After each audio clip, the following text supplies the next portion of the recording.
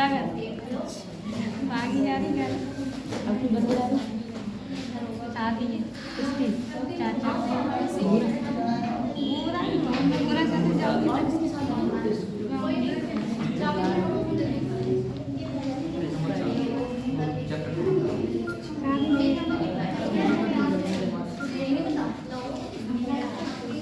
चलो बेटा हम लोग कौन चैप्टर पढ़ेंगे? ह्यूमन हेल्थ एंड डिजीज हैं? मानव स्वास्थ्य एंड एवं रोग स्वास्थ्य।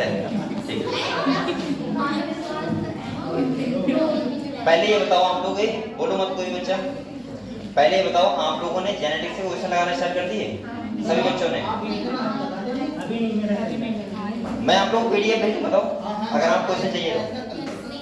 ये है तो नरेश ने भेजी थी मुझे भी, मैं उसको एडिट करके ग्रुप में भेज दूंगा। बहुत बच्चे ऐसे यहाँ पे जिनके पास लोग नहीं है तो उन्हें मिल जाएगी। ठीक है, ठीक। और अगर कोई किसी को क्वेश्चंस की पीडीएफ चाहिए तो मुझे बता दिया करो, मैं आपको भेज दिया करूंगा। ठीक है, मेरे पास है, इसलिए नरेश ने भेजी है। अब बार-बार नाम नहीं लूंगा। ठीक है, तो आप लोग बेटा कल हम लोगों ने जो पढ़ा था जेनेटिक्स का मॉलिक्यूलर बेसिस ऑफ इनहेरिटेंस को कंप्लीट कर लिया। इसके बाद हम लोगों ने पढ़ा था principles of inheritance and variation, वो कंप्लीट कर लिया होगा। एवोल्यूशन हम लोगों ने पहले पढ़ लिया है। एक बात और ध्यान रखना, बच्चे बहुत कंफ्यूज रहते हैं एवोल्यूशन में, मैं आपको बता दूं साफ साफ। एवोल्यूशन क्वेश्चन के लिए, कोई एवोल्यूशन चैप्टर को कंप्लीट करने के लिए आप क्वेश्चन लगाओ ज्यादा, क्योंकि क्वेश्चन लगाओ बस, डायरेक्ट क्वेश्चन आएगा, कुछ ऐसा नहीं आएगा उसमें, लेकिन क्वेश्चन लगाने से आपको ये पता लग जाएगा कि क्वेश्चन आ कहां से रहा है। ठीक है, ये करना है आप लोगों को। और मुझे लग रहा है अगर जिन बच्चों का फर्स्ट ईयर कंप्लीट हो गया है और जेनेटिक्स कंप्लीट हो गया तो फिर और नीट में बायोलॉजी में है कुछ नहीं, बकाया सब ऐसे चैप्टर है कि आप लोग बड़े आराम से कर लोगे, कोई प्रॉब्लम आप लोगों को नहीं होने वाली। ठीक है, लेकिन आप लोगों का बेटा फर्स्ट ईयर में कुछ, जैसे मुझे लगता है प्लांट फिजियोलॉजी बच्चों को थोड़ा कठिन लगता है, ह्यूमन फिजियोलॉजी कंप्लीट है, साइटोलॉजी कंप्लीट है, एग्जाम्पल फर्स्ट यूनिट की कंप्लीट है, और क्या है बताओ? फर्स्ट ईयर कवर है आप लोगों का, 12th में जेनेटिक्स तैयार कर लो बस, इसीलिए मैंने इतने हल्के पढ़ाया था। ठीक है, जेनेटिक्स। तो हम लोगों ने जो कल चैप्टर स्टार्ट किया था ह्यूमन हेल्थ एंड डिजीज, कल मैंने आप लोगों से ये पूछा था कि हेल्थ का मतलब हम कब बोलते हैं कि हम कोई पर्सन हेल्थी है। तो मैंने आप लोगों को बताया था कि हेल्थी का मतलब होता है जब कोई physically, mentally, socially well being होता है तो उसे हम बोलते हैं कि वो पर्सन कैसा है, हेल्थी है। ठीक है, मेंटली भी अच्छा होना चाहिए, सोशली भी और फिजिकली भी। ठीक है, यानी कि डिजीज फ्री कंडीशन होना चाहिए, तो उसे हम लोग बोलते हैं हेल्थी पर्सन। ठीक है, तो आप लोग किताब निकालो, एक बार जल्दी से रिवाइज कर लो, थोड़ा बहुत पढ़ा है, और हम लोग स्टार्ट करते हैं। हाँ, 2 डिसीज ऐड हुई है, चिकनगुनिया और डेंगू ना। ठीक है, ठीक, वो मैं यही पढ़ा दूंगा इस चैप्टर का।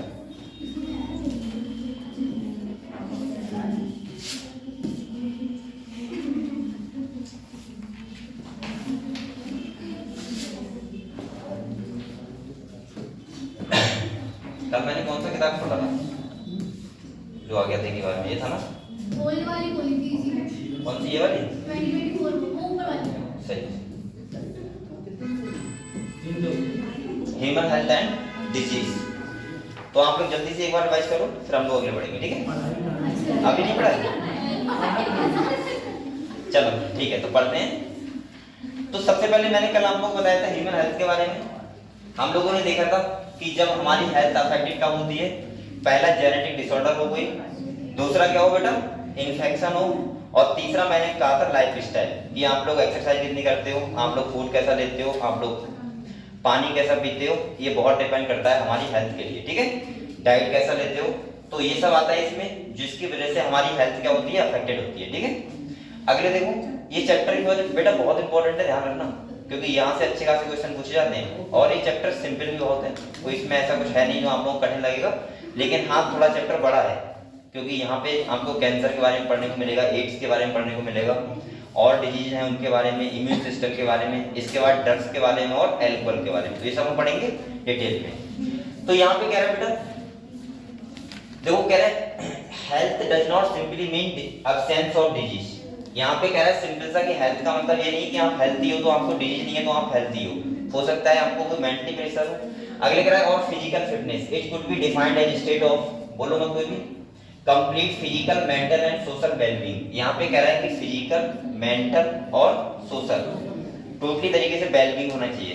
देखो स्टेटमेंट को कैसे गड़बड़ करते हैं, एक बात और सुनो, जैसे कोई क्वेश्चन दे दिया उसने और उसने ऑप्शन में रख दिया कि एब्सेंस ऑफ डिजीज, बच्चों का माइंड चला जाता है ठीक है हेल्थी पर्सन का मतलब क्या होता है कि एब्सेंस ऑफ डिजीज, लेकिन किताब में देखो साफ साफ लिखा है कि यहाँ पे लिखा है health does not simply mean, यानी कि इसका मतलब हेल्थ का मतलब ये सिंपली मीन इसका मतलब नहीं है कि एब्सेंस ऑफ डिजीज या फिजिकल फिटनेस है, नहीं, हेल्थ का मतलब सिंपल सा ये है कि फिजिकल, मेंटल और सोशल सारी चीजों में आप लोग कैसे होने चाहिए, फिट होना चाहिए। अगले देखो कह रहा है when people are healthy they are more efficient at work, this increase productivity are bring economic prosperity, health also increase longevity of people and reduce infant and maternal mortality।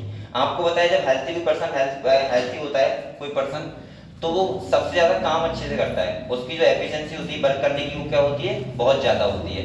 और जब कोई हेल्थी पर्सन नहीं रहता है तो क्या होता है कि उसका जो काम करने में एक प्रॉब्लम होती है, मैं बोल सकता हूँ डिजीज फ्री कंडीशन नहीं होती है उसकी, और उसका पूरा इतना काम करना चाह रहा है वो उतना काम नहीं कर पा रहा है, ठीक है।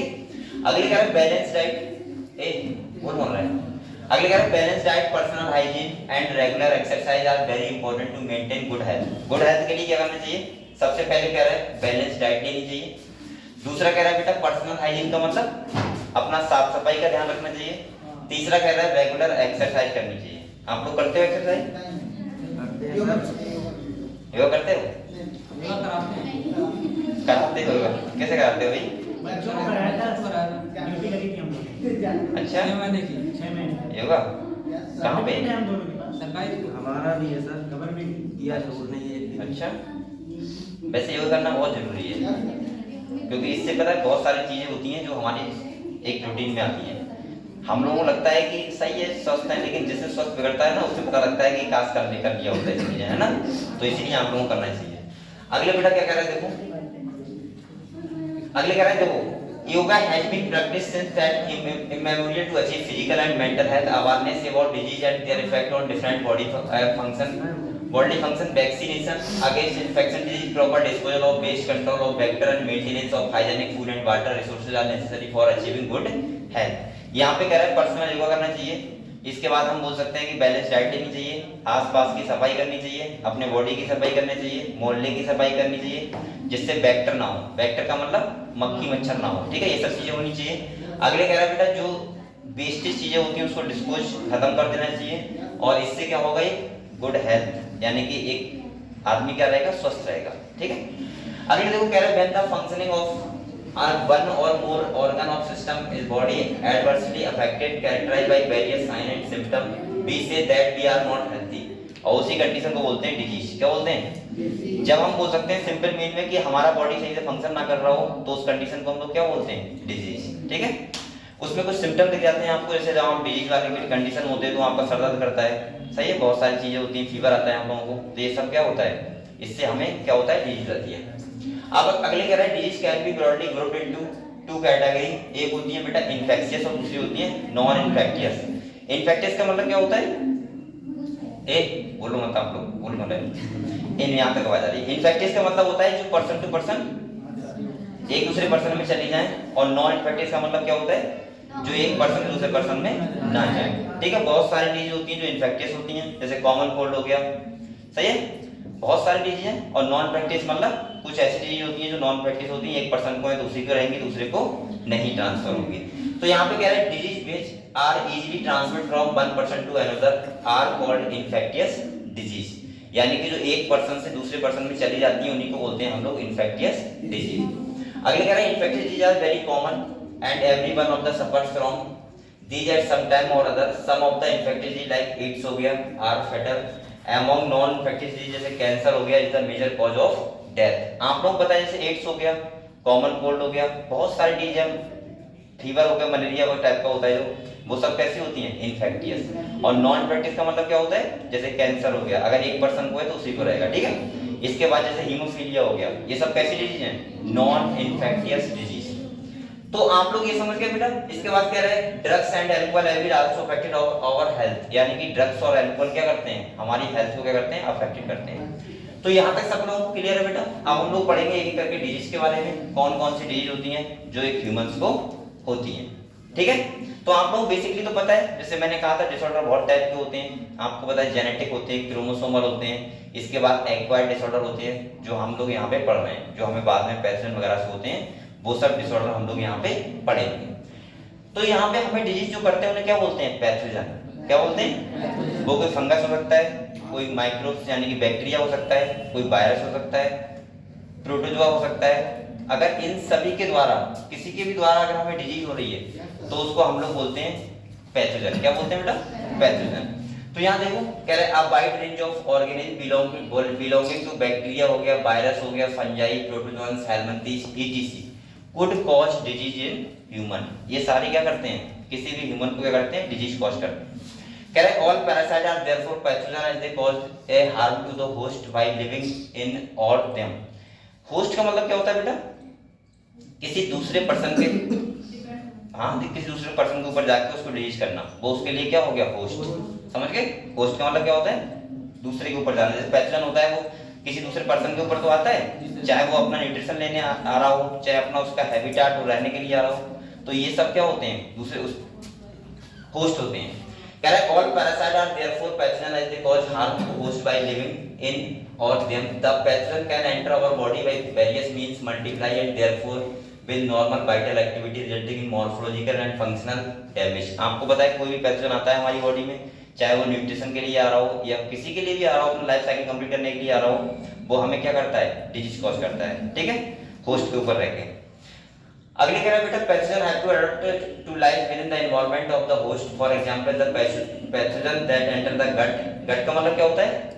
Elementary canal. ठीक है, कह रहा है must know a way of surviving in the stomach at low pH and resisting the various digestive enzyme. A few representative members from different group of pathogenic organisms are discussed. हम लोग यहाँ पे सब पढ़ेंगे, ठीक है, इनके बारे में कि कौन कौन से पैथोजन हैं जो हमें क्या कर रहे हैं? डिजीज कॉज कर रहे हैं और हमारे अंदर आके वो रहते हैं। अगले कह रहे हैं, अब एक करके बात करते हैं। जैसे पहला है तुम्हारा टाइफाइड। क्या है? टाइफाइड। सब लोग जानते हैं टाइफाइड के बारे में, सबको कहीं ना कहीं हुआ होगा एक दो बार, टाइफाइड फीवर बन जाता है। यहाँ पे आप लोग एक बात ध्यान रखना, बस आज तक जो क्वेश्चन आया है वो हमेशा आया है कि यहाँ पे जो कॉजल ऑर्गेनिज्म होता है जिसके द्वारा होता है कोई डिजीज, उसका नाम पूछते हैं बस खाली। ठीक है, बहुत ज्यादा चक्कर मत पड़ना, आप लोग खाली जो माइक्रोब से कोई डिजीज हो रहा है उसका खाली नाम याद कर लो किससे हो रहा है। जैसे टाइफाइड होता है कौन से बैक्टीरिया से होता है? Salmonella typhi. अंडरलाइन कर लो इसे। टेस्ट भी हो जाता है टेस्ट। हाँ, टेस्ट भी हो जाता है, विडाल टेस्ट होता है, मैं अंडरलाइन करवा दूंगा, वो चीजें हो जाती है। ठीक है, तो इसका नाम क्या है बेटा? Salmonella typhi. कह रहा है इस pathogenic bacteria which cause typhoid fever in human being. अब ये करता क्या है? This pathogen generally enter the small intestine through food and water. ये किसके थ्रू हमारी बॉडी में जाते हैं? हम लोग फूड खाते हैं या फिर क्या खाते हैं? वाटर खाते हैं, उसके थ्रू हमारी बॉडी में चले जाते हैं। अरे बेटा फूड एंड वाटर लेते हैं ऐसे बोल लो, या पानी पीते हैं, खाना खाते हैं, सबको बताइएगा। तो जो खाने की चीज उसे पीना बता रहे हैं। ठीक है, चलो ठीक है, हम लोग पीते हो, हाँ मैं भी पीता हूँ। इसके बाद कह रहे हैं with them and migrate to other organ through blood, और ये ब्लड में चले जाते हैं हमारे, और यहाँ पे क्या आता है? फीवर आता है। क्या आता है बेटा? फीवर। और ये 39 में लिखा है 40 डिग्री। एक बात और ध्यान रखना, जो किताब में लिखा है वही आपको ध्यान रखना पड़ेगा, ठीक है, एक्यूरेट। अगर वो कहने लगे टाइफाइड में हमें कितना फीवर आता है तो आप लोग पता होना चाहिए 39 टू 40 डिग्री। अगले क्या है? वीकनेस होता है, स्टमक पेन होता है, कॉन्स्टिपेशन होता है, हेडेक होता है एंड लॉस ऑफ एपेटाइट, यानी कि हम बोल सकते हैं हमारे वेट भी कम होता है और हमें भूख नहीं लगती है, तो ये क्या होता है? Loss of appetite. अगले कह रहा है are some of the common symptom of this disease. तो यहाँ पे क्या होगा? हाई फीवर आएगा, हेडेक सर दर्द होगा, कॉन्स्टिपेशन रहेगा। इसके बाद मैं बोल सकता हूँ कि यहाँ पे हमें क्या होगा? हाँ, स्टमक पेन होगा, लॉस ऑफ एपेटाइट मतलब भूख कम लगेगी, ये सब चीजें होती हैं। अगले कह रहे हैं इंटेस्टाइनल परफोरेशन एंड डेथ में अकर्स इन सेवरल केसेस। बेटा बहुत केसेस में ऐसा होता है कि डेथ भी हो सकती है अगर टाइफाइड बहुत पुराना हो गया, क्योंकि ये इंटेस्टाइनल परफोरेशन मतलब है इंटेस्टाइन में छेद कर देता है। ठीक है, तो ये प्रॉब्लम हो जाती है। अगले कह रहा है typhoid fever could be confirm by कौन से टेस्ट से? Widal test. अंडरलाइन कर लो, ये पूछ सकता है वो। ठीक है, विडाल टेस्ट आप लोगों ने करवाया होगा, टाइफाइड हुआ होगा तो वहां पे होता है एक टेस्ट, वो करवाया आप लोगों ने? जिसको हुआ होगा उसको नहीं करवाया होगा,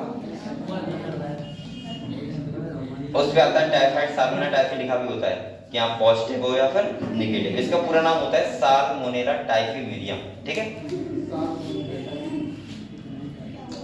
चलो अगले क्या है बेटा, दैट ऑफ मैरी मलान, एक आप classical case in medicine, that of Mary Mallon, एक निकनेम टाइफाइड मैरी बोलते हैं उसको, is worth maintaining here, she was a cook by profession and was a typhoid carrier who continue to spread typhoid of several years through the food she prepare.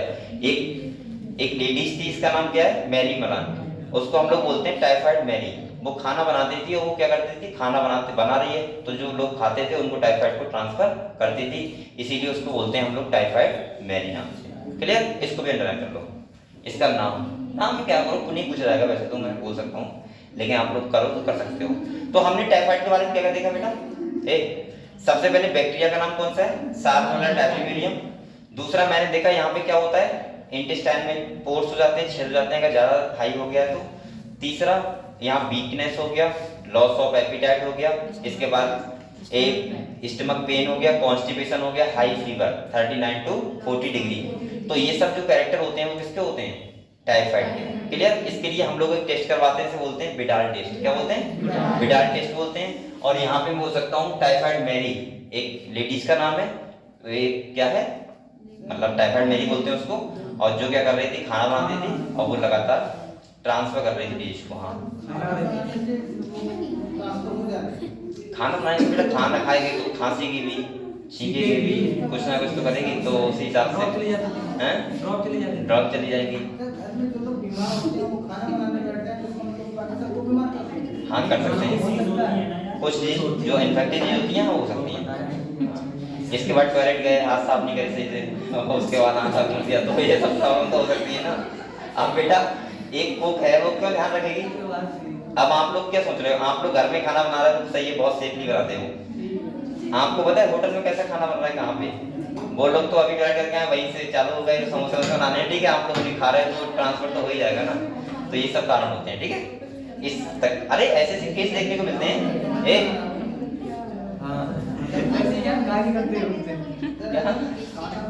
जो कार्यकर थे खाना बना रहे थे वो भी ऐसे अगर साथ दे तो खाना नहीं खाते। बेटा पानी है, चावलों का ढेर लगा हुआ था, चावलों का ढेर लगा हुआ था, उस पे कुछ नहीं रखा था, रखा हुआ कुछ ही नहीं था, जो कपड़ा था वो भी सिमटा हुआ था। बोलो ऐसे चावल खा रहा हूं अभी से तो बीमारी तो फिर हमने ढकवाया था, इससे क्या है तो आप डाल करा, अरे उसका इम्यून सिस्टम तगड़ा है यार। बेटा एक बात कहूँ आपको, सुनो, इससे कोई मतलब नहीं होता कि कोई पर्सन बोल कौन आप लोग कहाँ पे खाता है, कहाँ पे रहता है, सही है, डिपेंड इस पे करता है कि उसने कितनी बीमारियों को फेस किया है। तभी तो आपने देखा है जो गांव के लोग होते हैं उनको बेसिकली डिजीज कम लगती है, क्योंकि लगभग उन्होंने सारी बीमारियों को देखा होता है और उनके अंदर एंटीबॉडी ज्यादा बनी होती है, और ज्यादा बनी होती है तो बीमारी कम लगती है। आप लोगों ने देखा होगा कुछ बच्चे ऐसे होते हैं जो मतलब बहुत अच्छे बड़ी फैमिली के होते हैं, वो पैदा हुए तो उनको इतना सेफली रखा जाता है कि हवा तक नहीं रखनी चाहिए। दूसरा अगर वो बेड से नीचे आ गया तो उसको अरे ये कैसे आ गया भाई, बेड पे रहना चाहिए। तो ये सब कंडीशन में बच्चे की क्या होती है, इम्यून सिस्टम बहुत वीक हो जाता है, और उसके बाद वो जब बड़ा होता है तो उसको बहुत प्रॉब्लम का फेस करना होता है। इसीलिए मैं बोलूंगा कि छोटे बच्चे इतने एक्टिव हो और जितने ज्यादा इधर उधर घूमे, फुल तरीके से घूमने देना चाहिए, जिससे उनका इम्यून सिस्टम को एकदम बहुत अच्छा हो जाए। आप लोग कुछ सोचो बेटा, एक बार सोचो, आप लोग देखते हो कि कहाँ सफाई है कहाँ नहीं है, ऐसा खाना नहीं खाएंगे वैसा नहीं खाएंगे। एक ऐसे आदमी की देखो जो बेचारे बहुत ही ऐसी कंडीशन में रहते हैं कि वो उनकी मजबूरी है कि वो वैसा ही खाना खाएंगे, जो है वो खाना पड़ेगा उन्हें बीमारी नहीं होती कुछ भी। तो और आपने एक दिन खा लिया तो आप तुरंत बीमार हो जाओगे। तो कहीं ना कहीं प्रॉब्लम क्या है कि हमारा इम्यून सिस्टम कितना तेज है, आप लोगों ने उसको कितना, आपके माता पिता ने उसको कितना एक्टिव किया है आपके लिए। अब भाई आप बहुत ज़्यादा अच्छे तरीके से रहे हो तो आपको 1000 बीमारियां लगेंगी, और आप लोग थोड़ा सा छोटे पे एक्टिव टाइप से रहे होगे, ठीक है। आप लोगों ने हर चीज को फेस किया होगा, तो आपका इम्यून सिस्टम क्या हो गया होगा, उतना ही ज्यादा स्ट्रॉन्ग हो जाता है। अभी सबसे अच्छा एग्जाम्पल था कोरोना का। आपने देखा होगा बेटा, कोरोना में सबसे ज्यादा प्रॉब्लम किसको हुई थी? जो एसी में रहे थे, जो 24 घंटे एसी में रहते हैं, उन्होंने धूप नहीं देखी, ये सब नहीं किया, वो नहीं किया, उनको कोरोना का प्रॉब्लम हो रहा था। और जो गांव के लोग थे मस्त आराम से गेहूं काट रहे थे, कोई प्रॉब्लम नहीं हो रही थी। हुआ क्या था, उन्हें कोई टेंशन ही नहीं थी। गन्ने की उड़ाई मैंने बहुत की थी। वो तो खाली शाम को टीवी देखते थे मजे के लिए कि इतने इतने कोरोना के यहाँ मर गए, इतने यहाँ मर गए, उन्हें कोई प्रॉब्लम नहीं। और मस्त शादियां भी कर रहे थे। अरे कोरोना में शादी कर रहे थे, 15 लोगों को बुलाया, 20 लोगों को शादी कर डाली। अच्छा साथ सही है, गाँव में ज्यादा मजा आता था। ठीक है ठीक है। लेकिन आपने देखा शहर में कितना ज्यादा कोरोना फैला था, ठीक है, और लोगों को हुआ भी था। बेटा बोलो मत आओ, अगले आ जाओ। अब हम लोग आते हैं निमोनिया। किस पे आते हैं? लेवल हर बच्चे को होती है निमोनिया, ज्यादातर बच्चों को होती है, छोटे बच्चों को सांस लेने में प्रॉब्लम होती है। आपको पता है सोते टाइम कैसे करता है, घर की आवाज करता है, ठीक है, वो होता है निमोनिया। चलो कह रहा है बैक्टीरिया लाइक, इसके बैक्टीरिया को अंडरलाइन करो, स्ट्रेप्टोकोकस निमोनी, हमने बहुत बार नाम सुना है इसका, सुना है। और दूसरा कौन सा है? Haemophilus influenza are responsible for the disease pneumonia in humans which infect the alveoli. ये किसको इन्फेक्ट करता है? एल्वेओलाई। एल्वेओलाई क्या होते हैं बेटा, सबको पता है? सबको पता है? पूछ लूंगा अभी, किसे किसे नहीं पता है एल्वेओलाई क्या होते हैं? ए यहाँ पे किसी को ये नहीं पता है एल्वेओलाई क्या होते हैं? सबको पता है? चलो, जिससे हमारे लंग्स बने होते हैं वो क्या होते हैं? एल्वेओलाई होते हैं, सही है। तो आपको पता है बेटा, अरे as a result of the infection the alveoli get filled with a fluid leading to several problem in respiration। जब alveoli क्या हो जाते हैं? filled हो जाते हैं fluid से, तो आप लोग बताओ, तो एयर का जो एक्सचेंज होगा गैसेस का वो नहीं हो पाएगा सही से, तो बच्चे को सांस लेने में प्रॉब्लम होती है। और यही होता है, जब आपने देखा वो मशीन आती है, मशीन आती है, वो होता है उसमें ड्रॉप डाल के और नाक पर लगा देते हैं, और नाक पे लगाते हैं तो उसको सांस लेने में सही हो जाता है, वो ऐसा होता है। ठीक, अब यहाँ पे होता क्या है, देखो सिम्टम देखते हैं। कह रहे ऑफ निमोनिया इंक्लूड फीवर आता है इसमें, चिल्स, चिल्स मतलब क्या होता है? कंपकपी, मतलब ठंड लगना एकदम से। अगले कह रहा है कफ, कफ हो जाता है। और क्या हो जाता है बेटा? हेडेक, हेडेक मतलब क्या होता है? सर दर्द होता है। कह रहे हैं seven cases of lips and finger nails may turn grey to black in colour. आपको ये जो होते हैं ये यहाँ पे ग्रे कलर हो जाते हैं, ब्लू कलर के, मैं तो नहीं किसी के देखा। अगले कह रहा है बेटा a healthy person acquired the infection by inhaling a droplet released by an infected person or even by sharing glasses and utensils with an infected person। यहाँ पे आप लोग सोच सकते हो कि जब कोई इन्फेक्टेड पर्सन होता है, अगर उसने छींका और दूसरा पर्सन पास में है तो उसे क्या हो सकता है? निमोनिया हो सकता है, ठीक है, ड्रॉपलेट। बैक्टीरियल डिजीज बेसिकली मैं बोलूंगा एयर वाली से, एयर से ही ट्रांसफर हो जाती है लगभग, ठीक है। अगले कह रहा है बेटा dysentery, plague, diphtheria, etc are some of the other bacterial disease में। और भी बहुत सारी डिजीज बैक्टीरियल डिजीज होती हैं ह्यूमन में, आप लोगों को पता होनी चाहिए। चलो एक बार ये रिवाइज करो बेटा जल्दी से, फिर हम लोग बढ़ते हैं।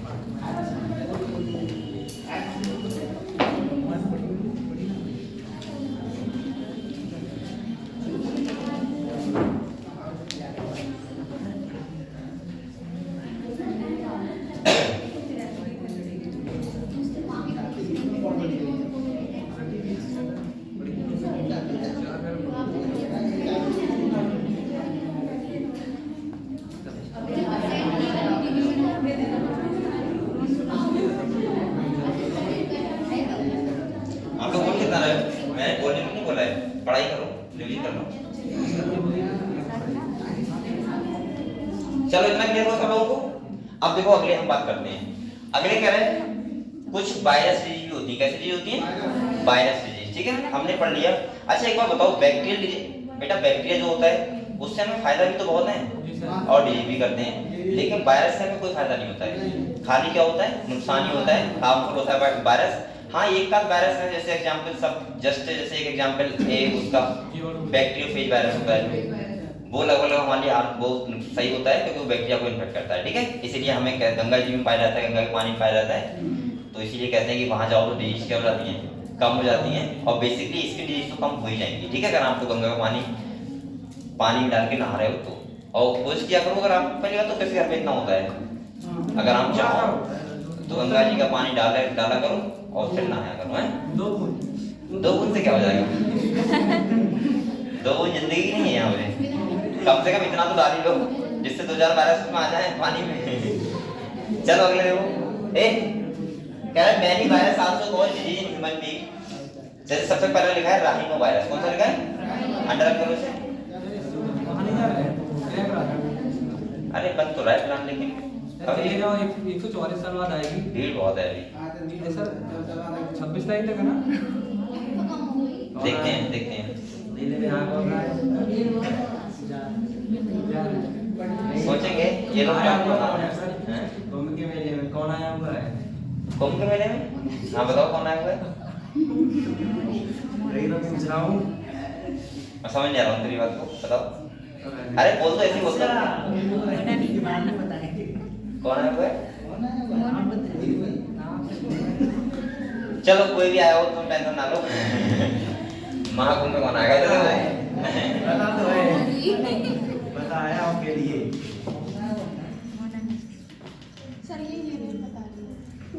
कोई हीरोइन आई हुई है क्या?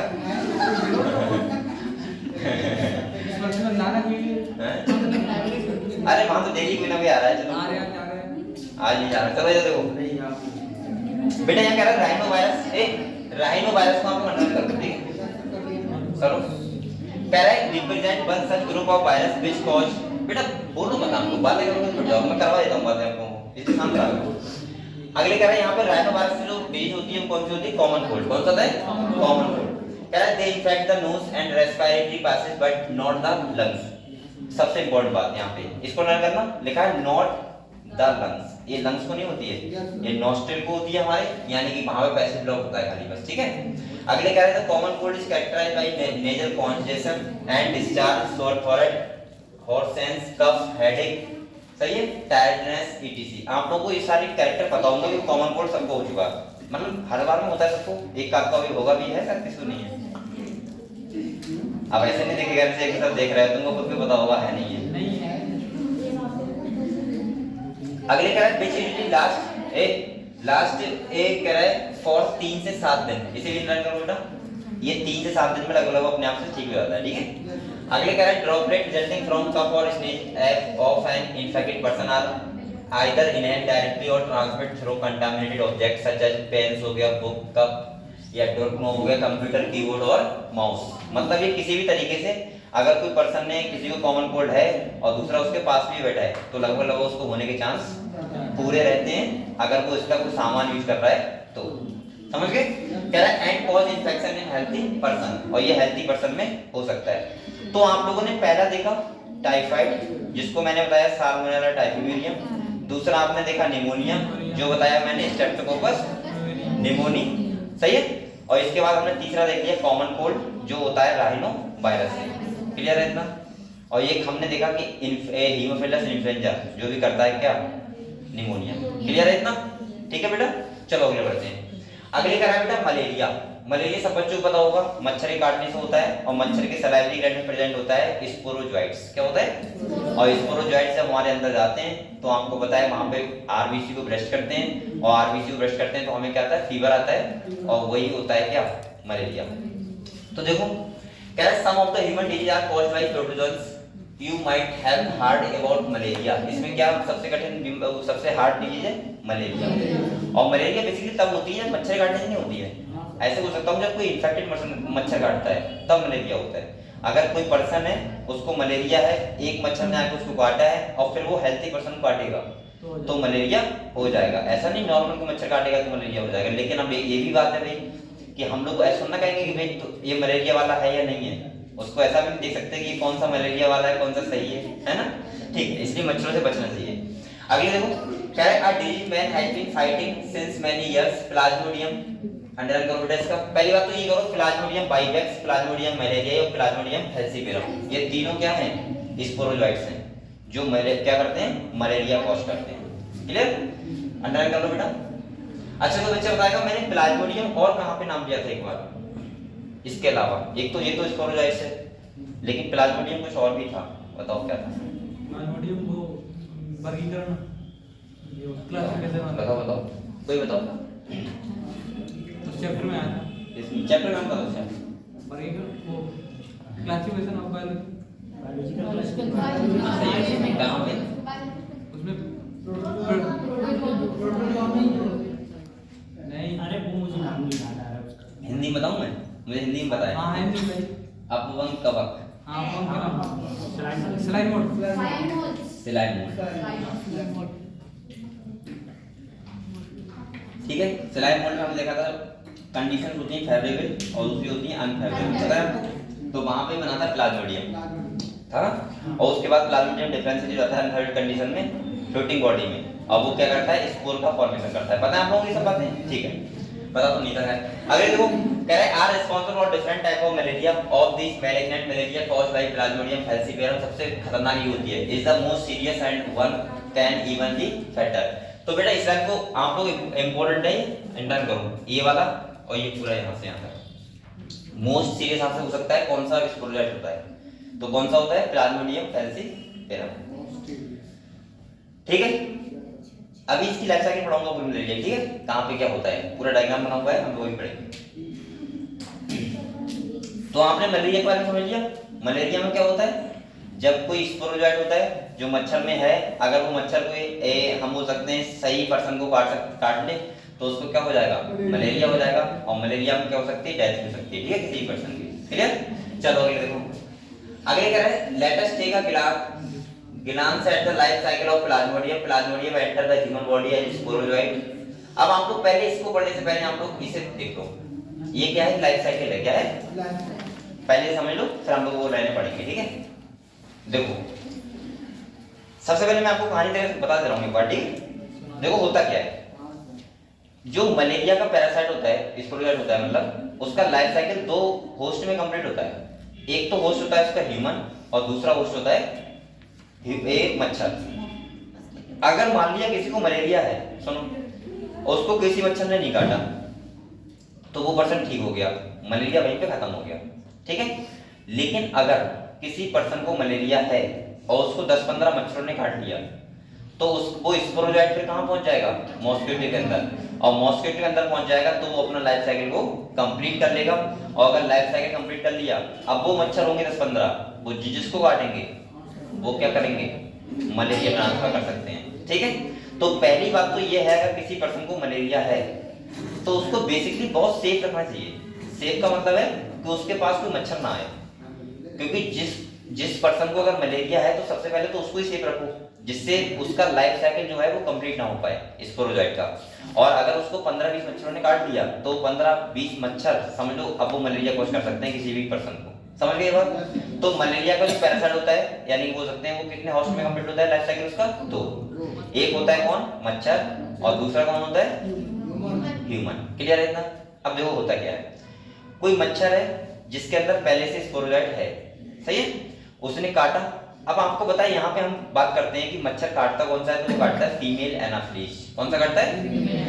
यहाँ पे मेल नहीं काटता, ध्यान रखना ये बात। मेल जो होते हैं वो कान में बहलाते हैं हमारे, वो मेल होते हैं, सही है? और जो काटते हैं वो कौन होती है?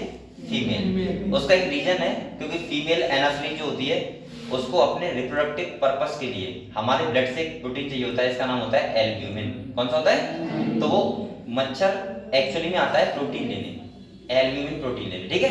लेकिन वो साथ में अगर मलेरिया वाला है तो वो क्या छोड़ जाता है हमारे अंदर? स्पोरोजाइट। ये बात समझ गए आप लोग?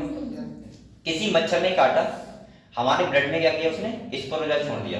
इतना बात क्लियर है? अब वो बेटा जो स्पोरोजाइट होगा वो जाएगा लीवर सेल के पास। कहाँ जाएगा?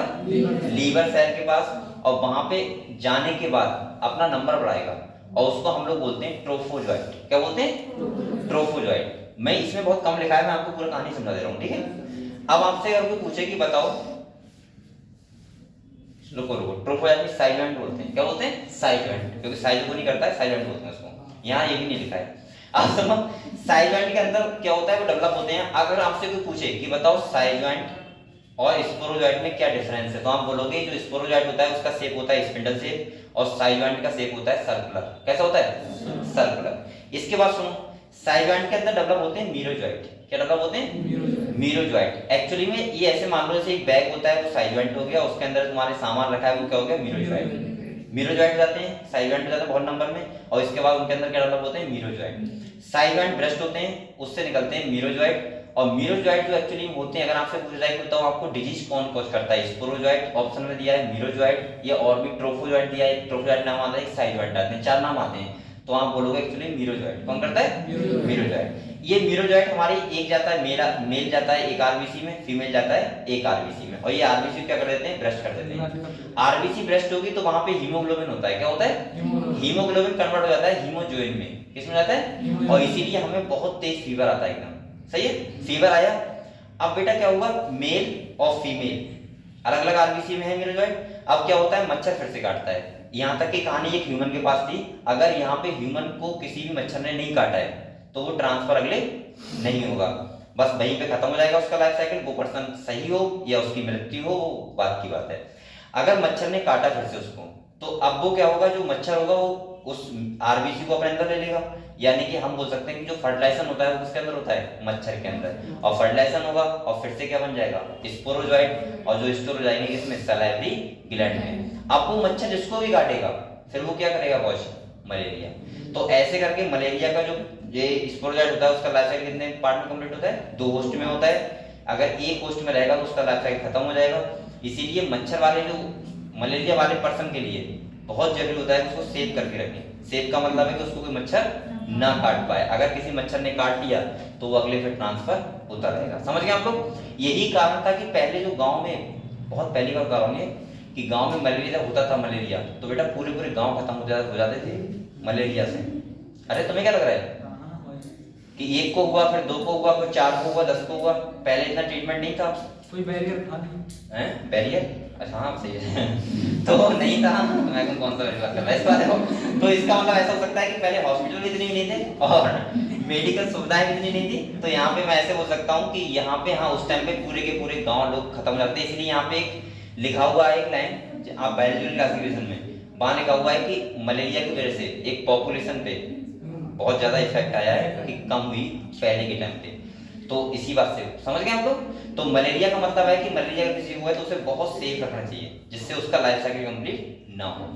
अब भाई अगर कोई दुखी आत्मा है तो वो क्या करेगा, मलेरिया के बाद घूमेगा उधर, मुझे भी काट दूसरे को भी काट, भाई सही है। ये तो वही कहानी हो गई कि अगर एक आदमी को एड्स है तो क्या बताएगा मुझे एड्स है, वो तो फैलाएगा एड्स तो 4 को और। चलो अगले देखो, तो यहाँ पे क्या क्या लिखा हुआ है वो समझ लेते हैं बेटा। देखो सबसे पहले ये किसी का हाथ है, ये मच्छर काट रहा है, ये मच्छर कौन सा होना चाहिए, बोलो मत कोई भी, वो तो होगा ही बेटा, लेकिन ये वो वाला हो जिसके अंदर स्पोरोजॉइट हो, सही है। तो इसने क्या छोड़ दिए, स्पोरोजॉइट, ये बात समझ गए आप लोग? इसने स्पोरोजॉइट ब्लड में छोड़ दिए। अब ये क्या है बेटा, लीवर सेल, क्या है, अगर आप लोग ना बताओ तो ये लिखते रहो। और क्या है, parasite sporozoite reach the liver cell through blood, blood के थ्रू ये कहां चले गए, लीवर सेल में चले गए। अब ये अपना नंबर बढ़ाएंगे, क्या करेंगे, और उस कंडीशन को यहाँ पे इनको बोलते हैं साइज जॉइंट, क्या बोलते हैं बेटा, ये बोलते हैं। और इसकी जो नंबर बढ़ाने की प्रोसेस को बोलते हैं उसको बोलते हैं साइजोगोनी, क्या बोलते हैं, साइजोगोनी। तो अपने डिटेल में मत जाओ, यहीं तक ध्यान रखो साइज जॉइंट। और साइज जॉइंट का शेप जो होता है वो आप लिख सकते हो शेप सर्कुलर, कैसा होता है, और इनका शेप कैसा है बेटा, यहाँ पे शेप का डिफरेंस होता है मुझे, स्पिंडल से कैसा है, स्पिंडल से। इतना क्लियर है आप लोगों को? ये कहां पर आ गए, लीवर सेल के पास आ गए। अब इनको क्या बोलेंगे हम लोग, साइज जॉइंट, क्या बोलेंगे। और इनके नंबर को बढ़ाने को अब ये डिवीजन करते हैं उसको बोलते हैं साइजोगोनी, अगर चाहो तो ले सकते हो आप लोग, क्या बोलते हैं, साइजोगोनी। अब यहाँ पे देखो, यहाँ तक हटाओ, इधर लिख लिया, लिख रहा है क्या, देखो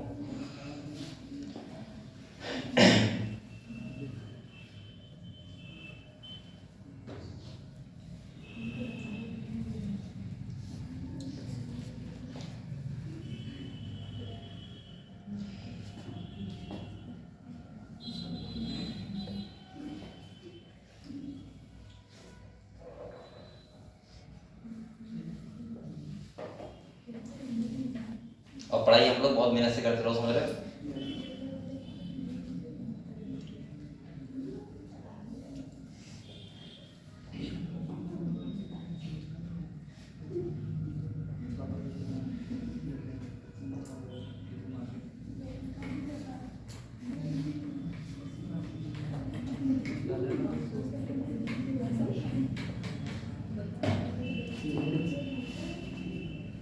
लिया। अब देखोगे बेटा यहाँ देखो, अब ये एक बार बताओ यहाँ क्या लिखा हुआ है, पैरासाइट ए बोलो मत, parasite reproduce asexually in liver cell bursting the cell and releasing in the blood. अब यहाँ पे बेटा ये देखो, ये तो निकलना ही है, इन्हें पता क्या बोलेंगे, मीरोजॉइड। क्या बोलेंगे, इसे भी देखो, ऐसे क्वेश्चन आ जाते हैं और आप लोगों को पता नहीं होता है फिर कि डिजीज कौन कॉज करता है, क्या करता है। ठीक है देखो यानी कि साइज जॉइंट के अंदर डेवलप होते हैं, क्या होते हैं, मीरोजॉइड। और ये क्या था बेटा, इसको साइज जॉइंट, समझ गए। सर फट रही ना वो, सर फट गई ना वो। हाँ फट गई, तो मैं क्या करूं।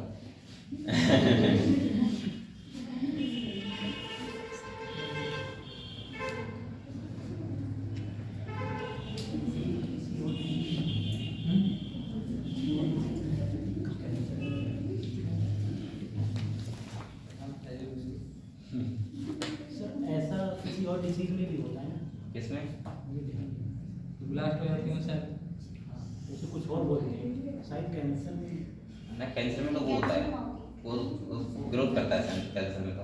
और तो वो चीज बताओ, हम एनिमल मॉड्स में लिखा हुआ है सेल बेस्ट होती हैं,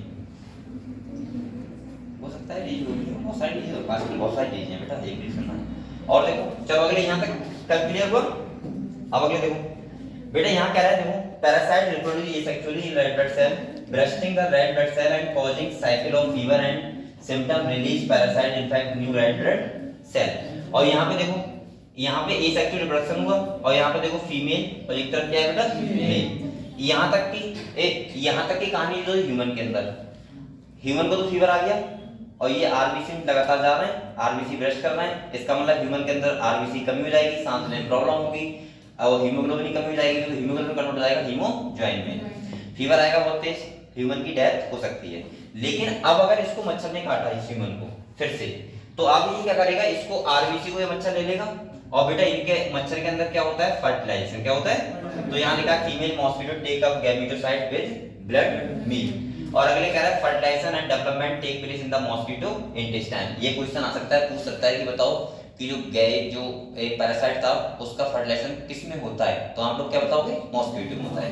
और इसके बाद ये होने के बाद ये किस में स्टोर हो जाता है, सलाइवरी ग्लैंड में। अब ये मच्छर जिसको भी काटेगा उसको क्या करेगा, डिजीज करेगा।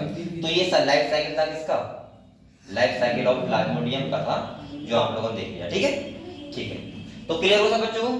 ठीक है, अब आप लोग भूलोगे नहीं, आराम से आपने समझ लिया। ये सब यहाँ पे यही लिखा हुआ है जो मैंने बताया था। ठीक है, एक बार देख लेते जल्दी पढ़ लेते हैं सुन क्या लिखा है। तो कह रहा है देखो, कह रहा है plasmodium enter the human body as sporozoite, मैंने कहा था ये इन्फेक्टिव फॉर्म होती है। कह रहा है through the bite of infected female anopheles mosquito the parasite initially multiply with the liver cell, पहले लीवर सेल में करता है, उसके बाद कहां कर जाता है, आरबीसी के पास। और कह रहा है रिजल्टिंग इन देयर रप्चर, उन्हें ब्रश कर देता है। और कह रहा है rupture of RBC associated with the release of toxic substance hemozoin, यानी कि मैंने कहा था हीमोग्लोबिन किसमें हो जाता है, हीमोजॉइन। इसे ट्राई करो, हीमोजॉइन को कर लिया।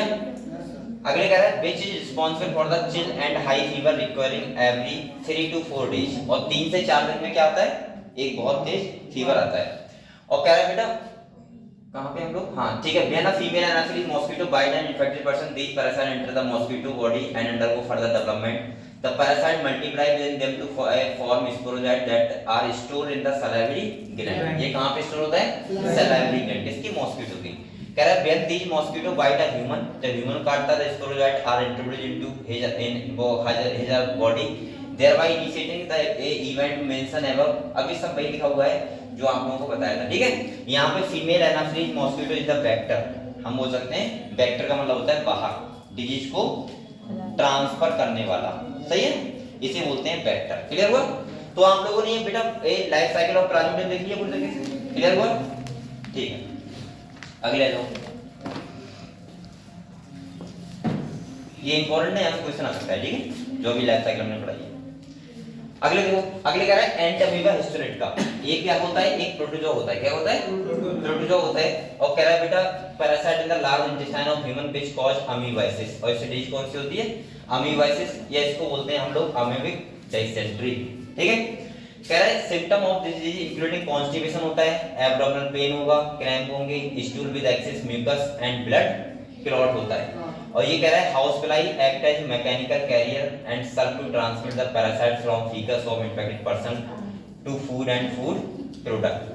यहाँ पे सिंपल सा बता रहा है कि जो मक्खियाँ होती हैं, हाउस फ्लाई होती हैं, जो घर में होती हैं, इसीलिए उनको खाने पे नहीं आने देना चाहिए, क्योंकि वो पहले कहीं और बैठी होती हैं और बाद में वो खाने पे बैठ जाएंगी तो क्या हो जाएगा, वो ट्रांसफर हो जाएगा। ठीक है, एंटमीबा हिस्टोरिका।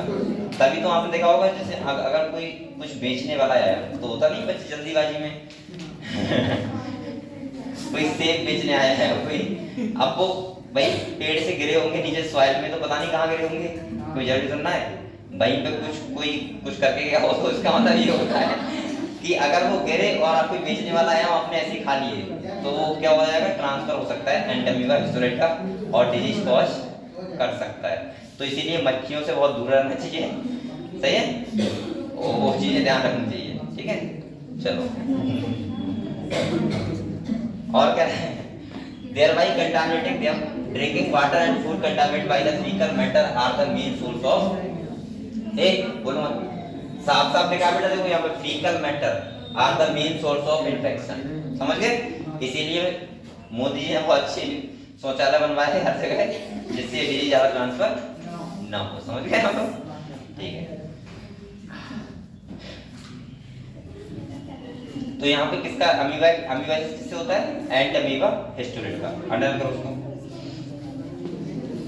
और इसका मेन सोर्स कौन है, फीकल मैटर, इसको भी अंडरलाइन कर लो।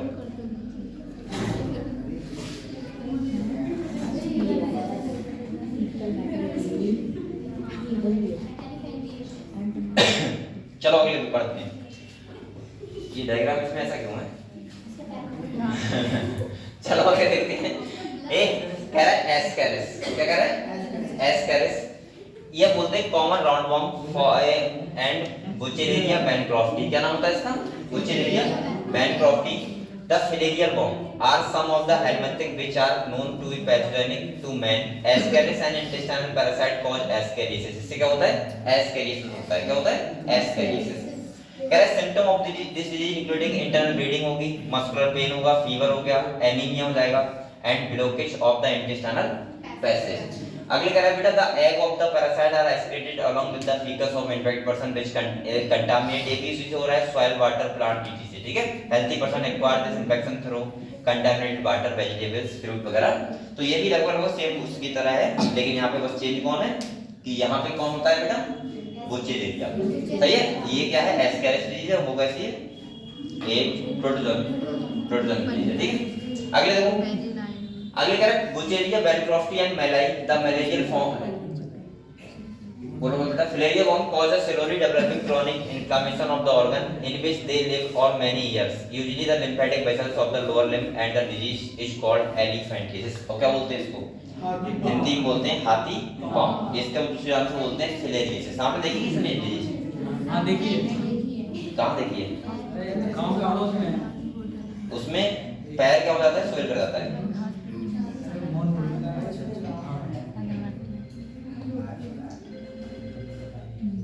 अलार्म क्यों बोल रहा है इस टाइम, लगाया होगा आपने, मैं अलार्म पानी पूरे दिन बोलते रहते पता नहीं कितने अलार्म लगा लेता हूँ दिन में। बंद करके बोल। ये पता है कब का है, कल क्लास में 3:30 बजे थी ना, हाँ हाँ, तो 2:20 को ये ध्यान दिलाने के लिए कि 3:30 बजे क्लास है। ठीक है क्योंकि मैं कोचिंग जाके सो गया था ना, दिन में 30 मिनट मिलते हैं और फिर सो लेता हूँ मस्ती करो। और क्या करो भाई, सोना चाहिए। 30 तारीख को 100 मिनट हैं, 30 तारीख से 19 तारीख से आ रहे हैं, पहला मैच 19 को है, चैंपियंस ट्रॉफी है। यार देखो 12 तारीख को, कौन सा 12 को 12 क्या है, हाँ हर में देखता हूँ, वो तो देखता ही देखता हूँ, मैं बिग फैन क्रिकेट का। लेकिन एक चीज है, आप लोग पता है किसी, अगर आप लोग ये जैसे बोलूंगा ये YouTube वगैरह या फोन वगैरह पे अगर आप लोग अट्रैक्ट होते हो तो किसी एक चीज से हुआ करो। ऐसा कुछ मैंने देखे ऑलराउंडर होते हैं, मूवी विकेट देखते हैं, कपिल शर्मा शो भी देख लेंगे, सही है, मैच आ रहा है मैच भी देख लिया, तो वो फिर ज़्यादा अट्रैक्ट रहते हैं मोबाइल के प्रति। आप लोग को एक चीज़ से लगा करो, जैसे मैं मैच देखता हूँ तो मैं मैच ही देखता हूँ फिर, और मुझे मैच चाहिए भी, मतलब मैं पर्सनल देखता हूँ मैच, मुझे बहुत पसंद है। लेकिन उसके अलावा मूवी यूट्यूब पे देखता और कुछ नहीं फिर। मूवी मैंने बहुत शायद ही बहुत दिन होंगे मैंने कोई मूवी पूरी देखी हुई अभी तक। मैं 1.5 की स्पीड में देख लेता हूँ। 1.5 की स्पीड में। सबसे बढ़िया है आप लोगों को बताया करें कि मूवी बहुत अच्छी है। आप लोग गूगल पे जाया करो और आप मूवी का नाम डाल के एक्सप्लेनेशन पूरा आ जाता है, देख लिया करो कि इस मूवी की स्टोरी क्या है। सबसे बढ़िया, क्यों टाइम बर्बाद करूं पूरा भाई 2 घंटे 2.5 घंटे 3 घंटे, फिर उसमें दिमाग लगाओ कि सारा सस्पेंस इतना हो रहा है मूवी में। तो कुछ मूवियाँ होती हैं जो बहुत ज़्यादा सस्पेंस होती हैं और आप लोगों को फिर कुछ चक्कर में डाल देती हैं, ऐसा क्यों। लेकिन कुछ होती हैं इंस्पायरेशनल मूवी, इंस्पायर भी करती हैं, वो मूवी देखा करो। और ज़्यादातर देखा करो आप लोग जो रियल कहानी पे हुआ करे, रियल स्टोरी। जैसे आप लोग MS धोनी देखो, अच्छी मूवी है। अब मैंने नहीं देखी, मैं मूवी नहीं देखता हूँ, कहता रहा हूँ। लेकिन मेरा ये है, मैं एक मूवी देख लेता हूँ उसको बार बार देखता हूँ। जैसे MS धोनी में 20 बार देख पाऊंगा। मुन्ना भाई भी देखिए, हाँ इंस्पायर करती है वो। 3 इडियट हो गई, 3 इडियट 3 इडियट में 2 बार देखी हैं? 2 बार। मैं पता नहीं कितनी बार। सुपर 30 में देखी 3 बार। अच्छी है। चलो बेटा आगे बढ़े हम? ठीक है, आगे देखो। कह रहा था genital organ are also often affected genetically cross deformites and the pathogen are transmitted to healthy person through the bite of the female mosquito vector। यहाँ पे भी कह रहा है फीमेल मॉस्किटो वेक्टर से क्या हो सकता है, डिजीज हो सकता है। ठीक है, चलो क्या बज रहा है? चलो आगे आता है हमारा। अब ये क्या होता है, ये होता है दांत जो जाता है वो देखो। तो यहाँ पे कह रहा है many fungi belonging to the genera microsporum. क्या लिखा है बेटा, आपको बोल नहीं रहे हो? ट्राइकोफाइटम एंड लिखा है एपिडर्मोफाइटम। इन तीनों का नाम करो।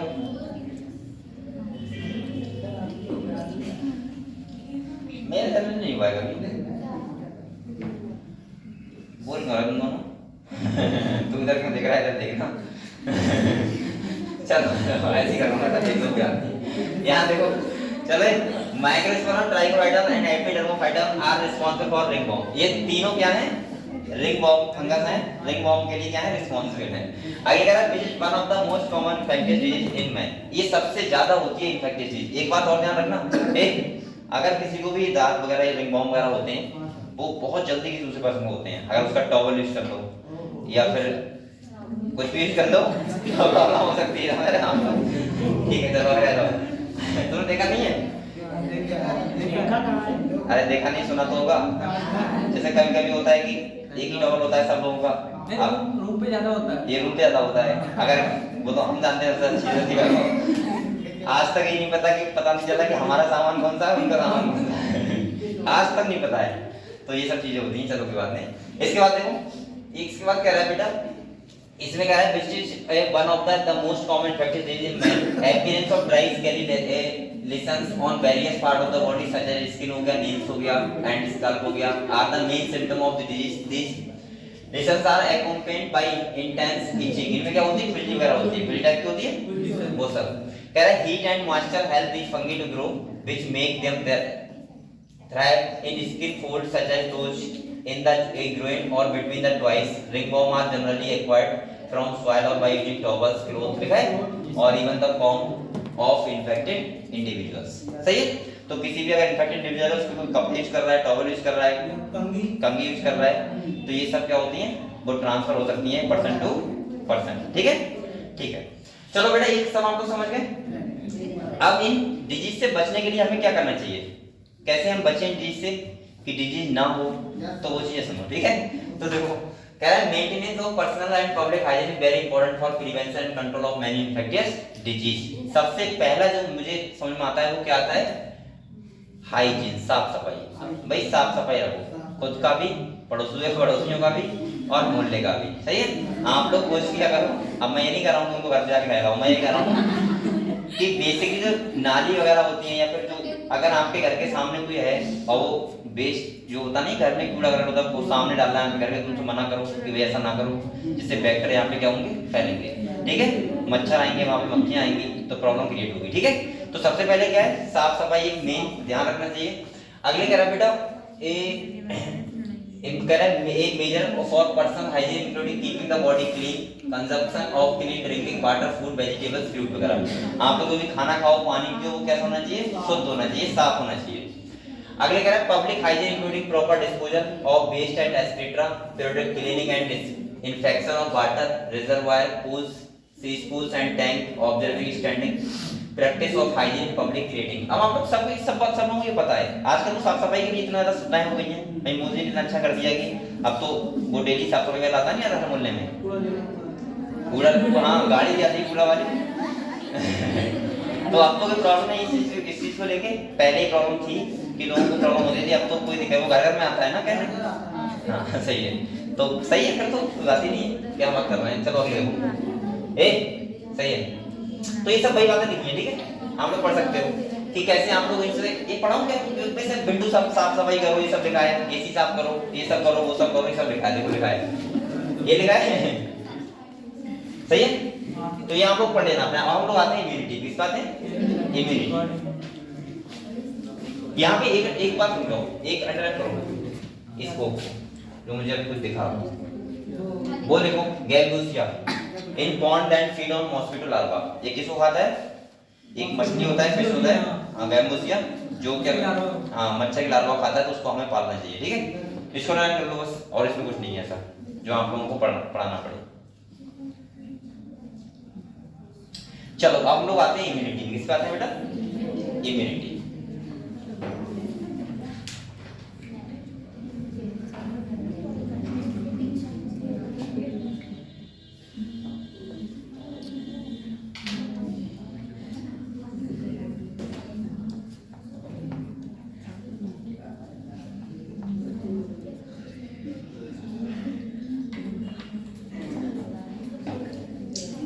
चलो बेटा, कौन कौन बताएगा, पहले मैं एक करके पूछूंगा आप लोगों से इम्यूनिटी क्या होती है। चलो आप दोनों लोग बताओ पहले, आपका नाम क्या है, हाँ रिफा, तुम्हारा उमरान, हाँ बताओ।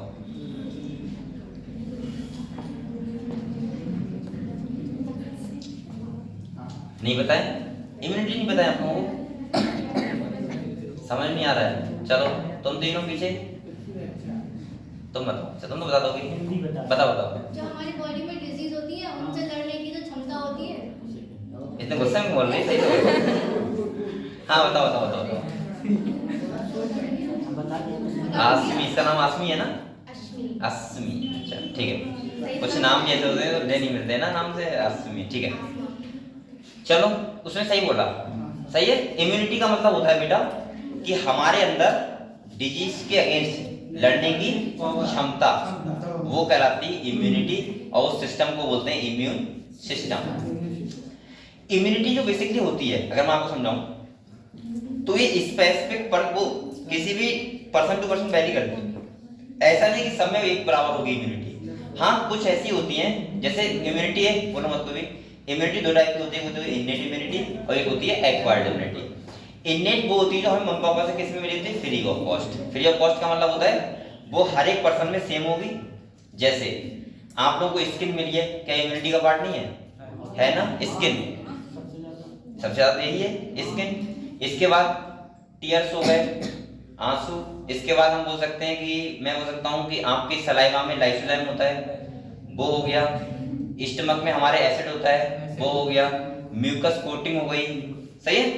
बहुत सारी चीजें ये सब हमें फ्री में मिलती हैं, और हम बोल सकते हैं सब में एक समान होती है।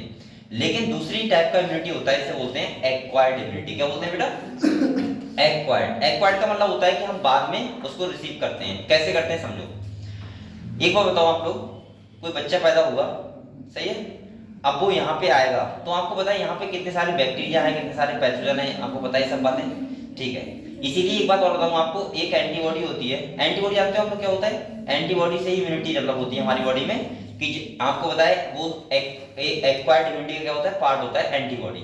आपकी ब्लड में कितनी एंटीबॉडी है ये डिसाइड करता है कि आपकी इम्यूनिटी कितनी अच्छी है, कितनी स्ट्रांग है। समझ गए आप लोग। और एंटीबॉडी बेटा तब डेवलप होती है जब कोई डिजीज हमें लगती है। जैसे सपोज मानो किसी को डेंगू हुआ, क्या हुआ? अगर किसी को डेंगू नहीं हुआ है तो उसके ब्लड में डेंगू से लड़ने के लिए एंटीबॉडी नहीं होगी, लेकिन किसी को एक बार हो चुका है तो इसका मतलब ये होगा कि उसके ब्लड में एंटीबॉडी होंगी। समझ गए आप लोग। अब अगर दोबारा डेंगू उसको लगभग एक टाइम पीरियड होता है एंटीबॉडी का, तब तक तो नहीं होगा, लेकिन उसके बाद हो भी सकता है। ठीक है, तो मैं ऐसे बोलूंगा कि एंटीबॉडी हमारी ब्लड में तब बनती है जब हम उस पैथोजन से हमारी बॉडी क्या होती है, इंटरेक्ट हो जाती है। आपने वैक्सीनेशन का नाम सुना होगा भाई, अभी करवाया, सबने करवाया होगा। ठीक है, जब से कोरोना आया तब से बच्चे इम्यूनिटी वैक्सीनेशन सब अच्छे समझ रहे हैं। वैक्सीनेशन का मतलब होता है सिंपल सा कि हमें उस पैथोजन की तरह हमारी बॉडी को बताना और उसके प्रति एंटीबॉडी को डेवलप कराना। समझ गए आप लोग।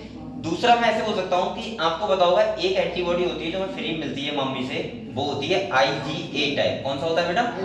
IgA टाइप होता है जो हमें फ्री मिलता है। और एक बात आपको बताऊं मैं, IgA टाइप, तभी तो मैंने आपको बोलता हूँ कि जो बच्चे पैदा होते हैं स्टार्टिंग छोटे पे, उनको हमेशा माँ का दूध पिलाना चाहिए, जिससे अगर माँ का दूध पियेंगे तो उनका मतलब ये होगा कि उनके ब्लड में एंटीबॉडी IgA टाइप की आ जाएंगी। आपने बहुत देखा होगा कि आजकल के जो बच्चे पैदा हो रहे हैं ना, अब आजकल के क्या हॉस्पिटल में हो रहे हैं, और हॉस्पिटल में हो रहा है तो डॉक्टर ने नर्सरी में भेज दिया तुरंत, मतलब जो होता नहीं है मशीन में, हाँ सही है हिंदी भाषा में, मशीन में भेज दिया। तो उस अब वो बच्चा मशीन में जाता है तो माँ का दूध पी नहीं पाता है, वो क्या पीता है? यही वाला नॉर्मल, है ना। तो उसके अंदर IgA टाइप की एंटीबॉडी नहीं होंगी, और नहीं होगी बेटा तो उसको बाद में बीमारी अच्छी खासी लगेगी। ये आपने देखा होगा वो बच्चे बहुत बीमार रहते हैं वहाँ 3-4 साल तक। इसके बाद आपने देखा होगा बच्चों को बहुत वैक्सीनेशन कराया जाता है, छोटे होते हैं तो वैक्सीनेशन होता है, टीका लगते हैं। तो उसका मतलब भी ये होता है कि उनके अंदर वो एंटीबॉडी डेवलप कराना। तभी तो आपने देखा है टीका लगता है तो बच्चा बीमार होता है। क्या होता है? बीमार होता है। वो इसीलिए होता है कि उसके अंदर, जैसे आपको भी टीका लगा था तो आप बीमार हुए थे, कब?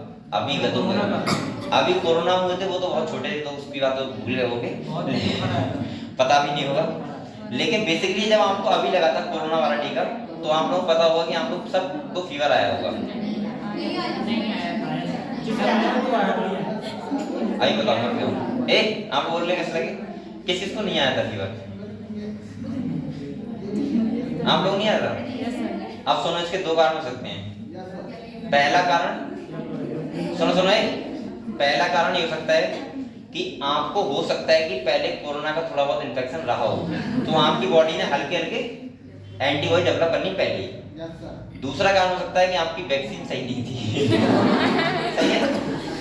अगर इसे फीवर आया अच्छा खासा तो इसका मतलब ये है कि उसके ब्लड में अच्छी खासी एंटीबॉडी आ गई, क्योंकि वो फाइट होती है ना, तो उसमें फीवर आना जरूरी है। कोविशील्ड लगी थी मेरे को, कोविशील्ड मुझे लगी थी। हाँ, सबको ये लगी थी। नहीं, कोवैक्सीन थी एक, 2 टाइम कोविशील्ड थी, तो कोविशील्ड तो हमने भी लगवाई थी। तो हमारे को लगी थी। 2 बार लगी थी। चलो बढ़िया है, 2 बार लग गई तो सही हो गए। बुखार होते जाए, बुखार होते जाए तो सही है। चलो करनी बातें, अब पढ़ लें। चलो आ जाओ, इम्यूनिटी पढ़ते हैं। समझ गए इम्यूनिटी के बारे में? मैंने बहुत समझा दिया। किताब पढ़ लें, किताब का वैल्यू देख लो। यहाँ पे देखो, कह रहा है everyday we are exposed to large number of infectious agent. आप लोग पूरे दिन बहुत सारे ऐसे इन्फेक्टियस एजेंट होते हैं जिसे आप फेस करते हो। आप लोग खाना खा रहे हो, आपको पता है कि उसमें कितने बैक्टीरिया बैठे हैं। मैं ये पकड़ा हूं, उसमें पता है कितने बैक्टीरिया हैं? बहुत सारे बैक्टीरिया हैं। तो अब हम लोग पानी पी रहे हैं, उसमें भी नहीं पता कितने सारे बैक्टीरिया हैं, क्या है। इन्फेक्टियस एजेंट बहुत सारे होते हैं, लेकिन उनसे अगर हमारी बॉडी में, बेटा एक बात सोचो आप लोग, अगर आपका एक सेकंड के लिए भी इम्यून सिस्टम सप्रेस कर दिया जाए, बिल्कुल सही है, आपके लिए 1000 नहीं जाएंगे तुरंत ही, बिल्कुल 1 मिनट के अंदर। आपको पता है इस हवा में कितने सारे बैक्टीरिया हैं? आप लोग खाना खा रहे हो, कितने सारे बैक्टीरिया को खा रहे हो, कितने सारे डिजीज पैथोजन को खा रहे हो, सही है। और यहाँ पे क्या सभी लोगों को बता रहा हूँ कि बहुत सारे लोग तो ऐसे होते हैं कि बहुत सारी चीजें धुलते भी नहीं है नॉर्मली। यार भाई, जैसे अभी मैं ही मान लो, अगर मैं जा रहा हूँ, मुझे समोसा खाना है तो हाथ ना धुलूंगा, भाई ला दे समोसे खाना है तो बात करता हूँ। तो अब मैंने ये इन हाथों से बाइक भी चलाई है, इन हाथों से ये भी पकड़ा ले, वो यहाँ पढ़ा भी रहा हूँ आपको, नहीं समोसा खा लिया। तो ये बहुत बड़ी बात नहीं है, लेकिन बता रहा हूँ आप लोगों को नॉर्मली। तो बेसिकली आपको बताया कि आप लोग कितने ज्यादा इन्फेक्टिव एजेंट से क्या करते हो, डेली फेस करते हो, सही है। लेकिन होता क्या है कि आपके अंदर क्या है, इम्यूनिटी डेवलप है, इम्यून सिस्टम है, तो इससे आपको बचे पड़े। तो देखो यहाँ पे क्या कह रहा है, however only a few of these exposure related disease, लेकिन यहाँ पे कह रहा है कुछ ही ऐसे एक्सपोजर क्यों होते हैं जिससे हमें डिजीज लगती है, सही है। तो कह रहा है this is due to the fact that the body is able to defend itself from most of these foreign agent. हमारे बॉडी के पास ऐसी मैकेनिज्म होती है जो हम उनसे क्या कर पाते हैं, फाइट कर पाते हैं। और अगर फाइट, क्योंकि देखो आपके हर जगह कुछ ना कुछ है, जैसे म्यूकस हो गया, सही है, सलाइवा में लाइसोजाइम हो गया, हमारा पीएच वो एसिड हो गया, तो हम लोग कितना भी खाएंगे कोई दिक्कत नहीं होगी। लेकिन अब आप लोग वही खा रहे हो, कभी गंदा ही खा रहे हो, तो फिर प्रॉब्लम हो ही जाएगी, समझ रहे हो। तो इतना थोड़ा देखना चाहिए। अगले कह रहा है बेटा these overall ability of the host to fight the disease causing organism conferred by the immune system is called immunity. Immunity का मतलब होता है जो डिजीज कॉजिंग एजेंट होते हैं उनसे हमारे बॉडी के अंदर फाइट करने की एबिलिटी को क्या बोलते हैं, इम्यूनिटी। और इसको बढ़ाने के लिए क्या करना चाहिए, तो मैं नॉर्मली बोलूंगा आप लोगों को, आपको एक्सरसाइज करनी चाहिए, पहला तो यही होगा। दूसरा आप लोग जितना ज्यादा, अब ये नहीं कर रहा हूँ मट्टी खाओ, लेकिन मैं ये कर रहा हूँ कि सेफली चीजें खाओ, ज्यादा बेस्ट रहेगा, ठीक है, तब बच सकते हैं। अगले क्या है, इम्यूनिटी दो टाइप की होती है, दूसरी पहली होती है इनेट और दूसरी होती है एक्वायर्ड। कौन सी होती है, एक्वायर्ड। आप लोग बेटा कुछ बातें समझ लो पहले।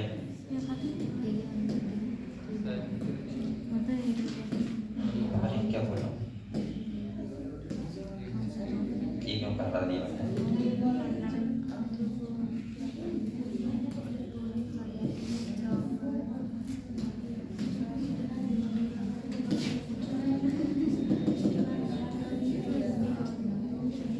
देखो हमारी बेटा जो इम्यूनिटी होती है,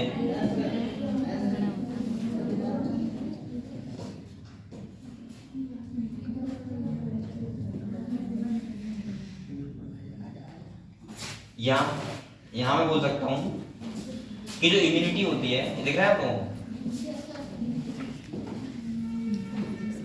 ये दो टाइप की होती है, पहले होती है इनेट और दूसरी होती है एक्वायर्ड। तो यहाँ पे एक टाइप की होती है इनेट इम्यूनिटी,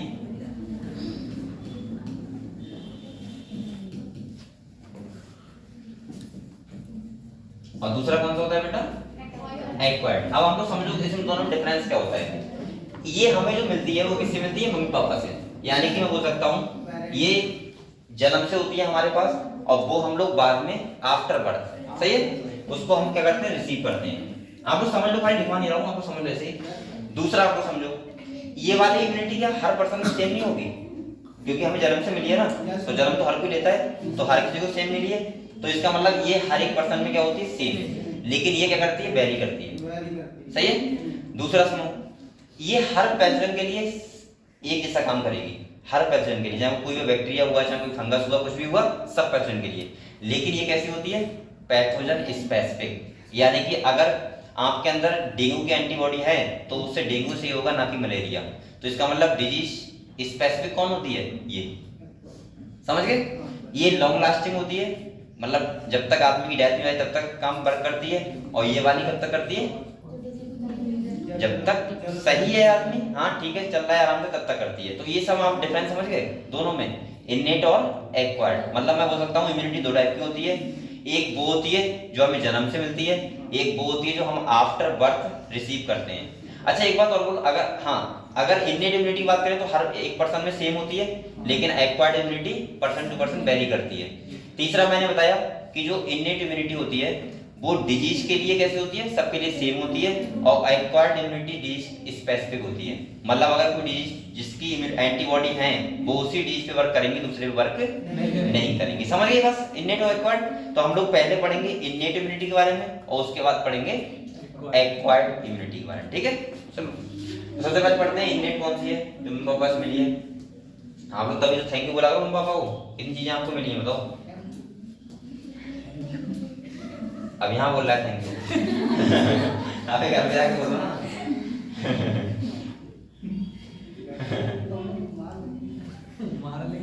जगह नहीं क्या कह रहा है अच्छा कुछ बातें ऐसी होती है ना, क्यों बेटा, कुछ बातें ऐसी होती हैं जो हम मम्मी पापा से नहीं कह सकते ना। अगर आपने ज्यादा थैंक यू बोला तो वो कहेंगे क्यों भाई ज्यादा वो कर रहा है, ठीक है होता नहीं होता है, बहुत ऐसे देखो, लड़कियां तो लग रहा है बोल लेती हैं पापा सब कुछ, मुझे लगता है। लड़के थोड़े वैसे होते हैं, मम्मी से बोल लेते हैं लेकिन पापा से तो ना नहीं बोल पाते, ऐसा होता है ना। और लड़कियां जो होती हैं मम्मी पापा दोनों से बोल लेती हैं, अपनी बातें कह पाती हैं। लेकिन लड़के, अच्छा एक बात और है, लड़कों को जिम्मेदारी थोड़ी ज्यादा होती है, जिस वजह से वो पापा से वो बातें नहीं कर पाते जो वो लाइफ टाइम सोचते हैं कि काश कह देते हैं। आपने सबके साथ ऐसा होगा मुझे लग रहा है कि आप लोग वो बातें नहीं कर पाओगे कभी लाइफ में जो आपको एक्चुअली की। कभी कभी होता है किसी के पापा बहुत फ्रेंडली टाइप के होते हैं लेकिन किसी के पापा नहीं होते हैं। अगर आपने कुछ जरा सा कह दिया तो वो और सुना देंगे पकड़ के कि तू पढ़ाई पे ध्यान नहीं दे रहा है, फालतू की बात ध्यान दे रहा है। लेकिन किसी कैसे होते हैं बहुत फ्रेंडली होते हैं। जैसे मेरा एक दोस्त है, उसके पापा बहुत फ्रेंडली है। मुझे आज तक वैसे मतलब फ्रेंडली की बात कर रहा हूँ, फ्रेंडली टाइप के दिखे नहीं किसी के फादर। वो इतने फ्रेंडली, अब आपको मैं ज्यादा बात नहीं बताऊंगा कि भाई वो मैं बता नहीं सकता समझ गए हम, आप समझ जाओ, समझ गए हम लड़के। तो इतने फ्रेंडली हैं वो, तो होता है कभी कभी। लेकिन कुछ ऐसे होते हैं फादर जो बहुत ज्यादा बच्चे से, भाई बच्चा भी उतना दूरी रखता है, और पेरेंट्स भी होते हैं कि अगर उन्होंने सही से देख लिया तो बच्चा ऐसे कर लेगा, तो वो भी होता है। ठीक है, और बेसिकली मुझे लगता है कि हाँ ऐसा सही है, होना चाहिए, रिस्पेक्ट होनी चाहिए आप लोगों को अपने फादर की। लेकिन हाँ बहुत ज्यादा डरना नहीं चाहिए, बातें भी करनी चाहिए कभी, है ना, जब मन करे तो। चलो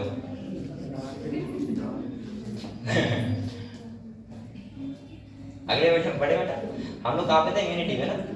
चलो सबसे पहले पढ़ते हैं हम लोग इनेट इम्यूनिटी। कौन सी पढ़ते हैं? इनेट। और दूसरा कौन सा टाइप होता है? Acquired immunity.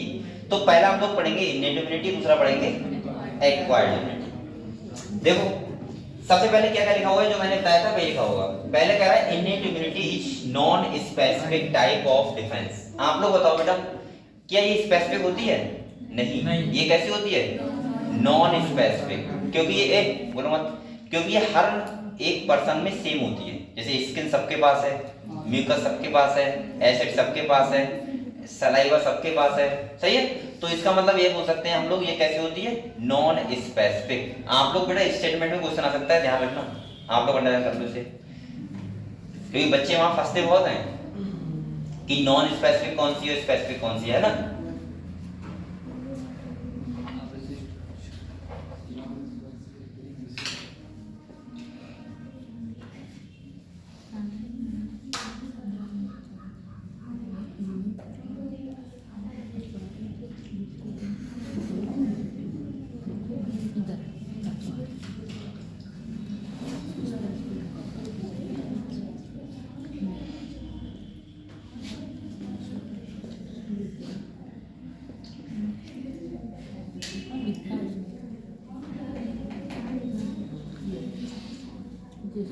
बेटा लिख लिया। चलो अगले देखो, अगले कह रहा है that is present at the time of birth. ये कब से प्रेजेंट होती है? टाइम ऑफ बर्थ, मतलब हमें पापा से फ्री मिलती है, फ्री ऑफ कॉस्ट। अगले कह रहा है this is accomplished by providing different type of barrier to the entry of the foreign agent into our body. ये इम्यूनिटी कैसे होती है? ये इम्यूनिटी वैसे नहीं होती है, हमारे ब्लड की इम्यूनिटी नहीं होती है, ये होती है बेसिकली बैरियर टाइप से। बैरियर का मतलब है कि जाने के लिए रोकती है, किसको? फॉरेन पार्टिकल को, यानी कि किसी भी पैथोजन को जाने से रोकेगी ये। अगले कह रहा है बेटा innate immunity consist of 4 type of barrier. कितने टाइप के बैरियर होते हैं? 4 टाइप के। एक करके बात करते हैं हम लोग कौन कौन से होते हैं। जैसे पहला है फिजिकल बैरियर। कौन सा है? अब देखो यहाँ पे बेटा कह रहा है स्किन, बोलो मत कोई भी, skin on our body is the main barrier which prevent entry of the microorganism. आप लोग पता होगा, अगर स्किन जो, अगर आप लोग लग रहा हो स्किन क्या होती है, तो आप लोग बता दूं मैं, स्किन मेन बैरियर होता है जिससे हम डिजीज फ्री कंडीशन में हम लोग रह पाते हैं। आपने देखा होगा जो लोग जल जाते हैं किसी कारणवश, तो आपने देखा होगा उनको कितना सेफ रखा जाता है। अगर उनको जरा सा भी मक्खी बैठ गया तो तुरंत वहां पे इन्फेक्शन हो जाएगा।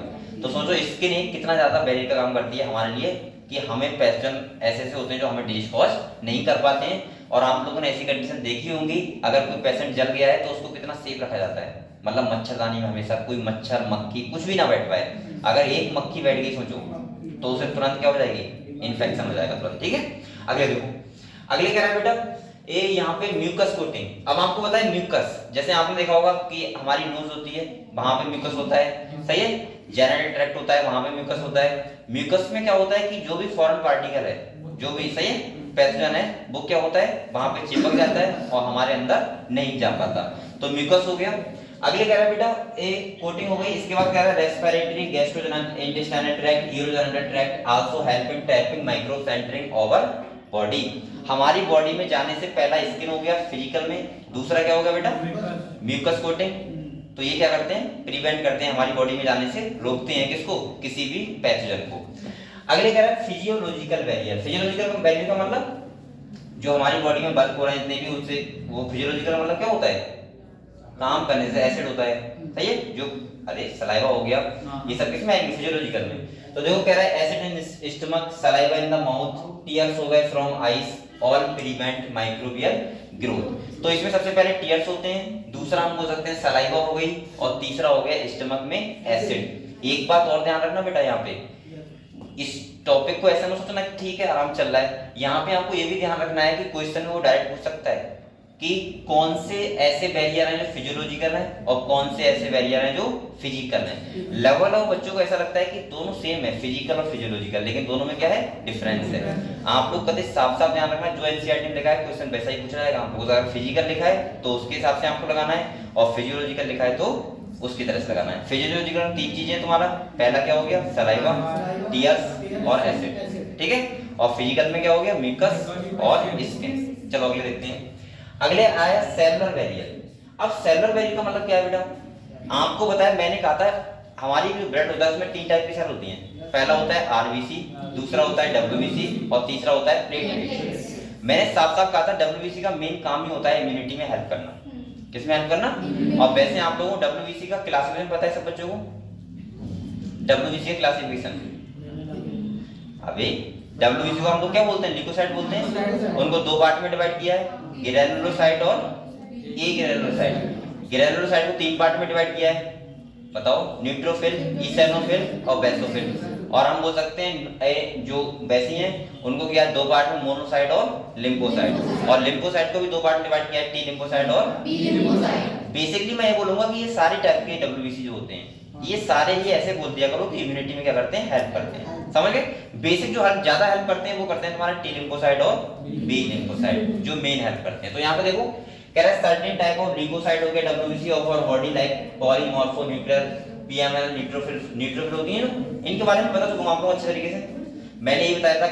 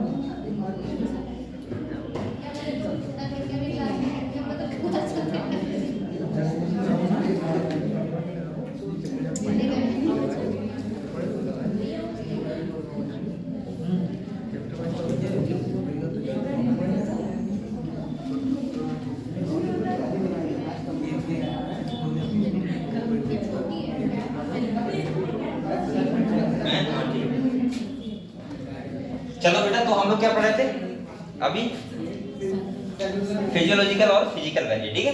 अब तीसरा कौन सा आता है, साइटोकाइन बैरियर। क्या सही बोल रहा हूँ, सेलुलर बैरियर। यहाँ देखो कह रहा है बहुत टाइप की डब्ल्यूबीसी होती हैं हमारी बॉडी में जो क्या करती हैं, काम करती हैं। इसके बाद देखो यहाँ पे मोनोसाइट हो गया, लिम्फोसाइट हो गया, जितनी भी डब्ल्यूबीसी टाइप की सेल होती है सब हेल्प करती है किसमें, इम्यूनिटी। और अगले आता है साइटोकाइन बैरियर। अच्छा ये क्या होता है समझो, यहाँ पे क्या होती है, एक सेल होती है, अगर किसी सेल को कोई वायरस इन्फेक्ट कर रहा है तो यहाँ पे एक प्रोटीन होता है, इसे बोलते हैं इंटरफेरॉन। इसको नोट करो, ये क्या करता है, उस सेल को कवर कर लेता है और बकाया सेल कैसी रहती हैं, नॉन इन्फेक्टियस, यानी कि वो उनको इन्फेक्शन नहीं होगा। क्लियर हुआ। तो ये तुम्हारी कौन सी इम्यूनिटी थी, इनेट इम्यूनिटी। पढ़ो इसके ऊपर।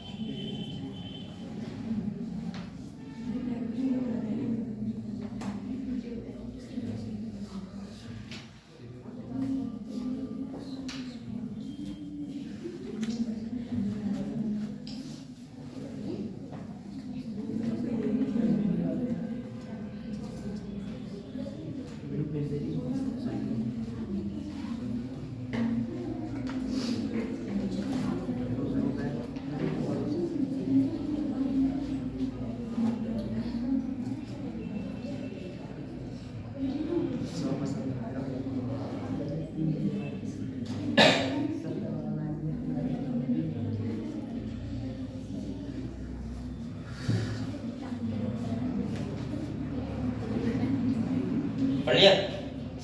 पढ़ नहीं, यहाँ पे बातें करने लगते हो जब भी टाइम दूं आपको है। इसका मतलब होता है रिवीजन करना। अगर आपको कोई पॉइंट लग रहा है ऐसा कि सर को दोबारा बता दो तो मैं इसलिए बोलता हूँ, टाइम देता हूँ आपको, ठीक है? बच्चे होशियार हैं। बच्चे को होशियार बच्चे कहते हैं बातें करने का टाइम मिल गया है बहुत बढ़िया। बेटा बातें मत करो, भी बातें करने के लिए पूरी लाइफ पढ़िए। अभी आपको पढ़ाई करनी हो, समझ करना रहेगा मेरे को। हाँ समझ नहीं रहा अभी बात को है, फिर बाद में समझोगे जब तक। इन्हें सलाह दो तो ये कहते हैं कि तू बेकार है। अभी आपका मेन जो फोकस रहना चाहिए वो किस तरह रहना चाहिए? पढ़ाई के लिए। और बेसिकली 2-3 महीने की बात है, 2 महीने की बात है, कर लो फोकस पढ़ाई पे क्या जा रहा है है ना? कितने दिन बचे हैं? 8 दिन के बाद यहाँ चले जाएंगे। कितने दिन बाद? 8 दिन के बाद यहाँ चले जाएंगे। कहाँ चले जाओगे? और साथ में आएंगे ना, वही पीछे क्लासेस थी। पिछली बार यहाँ गए थे वही। अरे मैं क्यों तो कहूँगा और जा रहा है कहीं महाकुंभ में जा रहा है, वैसे क्यों बोल रहा है? मैं ये कह रहा हूँ पेपर के आपके कितने बचे हैं? 87 दिन में 86 दिन हो जाएंगे। 17 बचे, मतलब 2 महीने बचे हैं अभी हैं। और आप लोग एक कैलेंडर बना लो और डेली बेटा आप लोग कट करते रहा करो एक दिन, ठीक है? आज एक दिन चलो कम हुआ, कम नहीं हुआ, अच्छा आज मापली दुख हो रहा है ना कि जल्दी टाइम आ रहा है, तो मैं ऐसे बोल सकता हूँ आप लोग ध्यान रखो, आप लोगों के पास बहुत ज्यादा टाइम नहीं है और 2 महीने पता नहीं लगेंगे आपको किधर निकल गए, ठीक है? तो इसीलिए मैं कह रहा हूँ आप लोग मेहनत से पढ़ाई करते रहो। और बेटा अब अगर आप लोग काउंट करोगे ना तो आप लोगों के लिए जैसे बायोलॉजी के चैप्टर है 30 चैप्टर मान लो जो आप लोग रिवाइज करोगे, नहीं 30 मान लो बेटा, 2 दिन एक चैप्टर को मिल रहा है आपको, तो इसीलिए आप लोग मेहनत कर लीजिए और आप लोग फिर मई में पेपर देने जाना है आपको है और बढ़िया करके रिजल्ट लेके आना है, ठीक है? तो उसके लिए आप लोग पहले मेहनत करनी होगी, ठीक है? बहुत ज्यादा।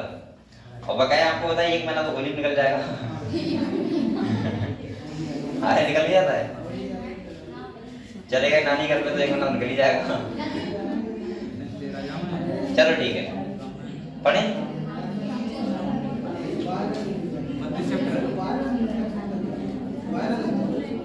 जो वायरस होता है जैसे कोरोना वायरस वाला वायरल इन्फेक्शन हो गया, अगर बैक्टीरिया हो रहा है तो बोलेंगे बैक्टीरियल इन्फेक्शन, ठीक है?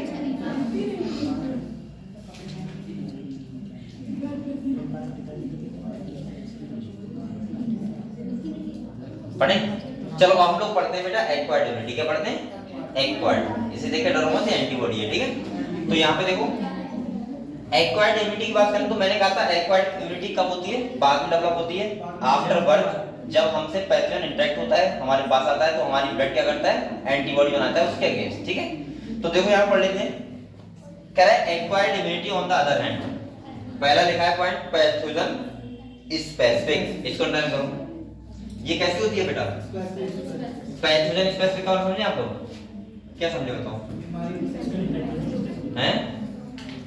क्या समझे बताओ? हैं?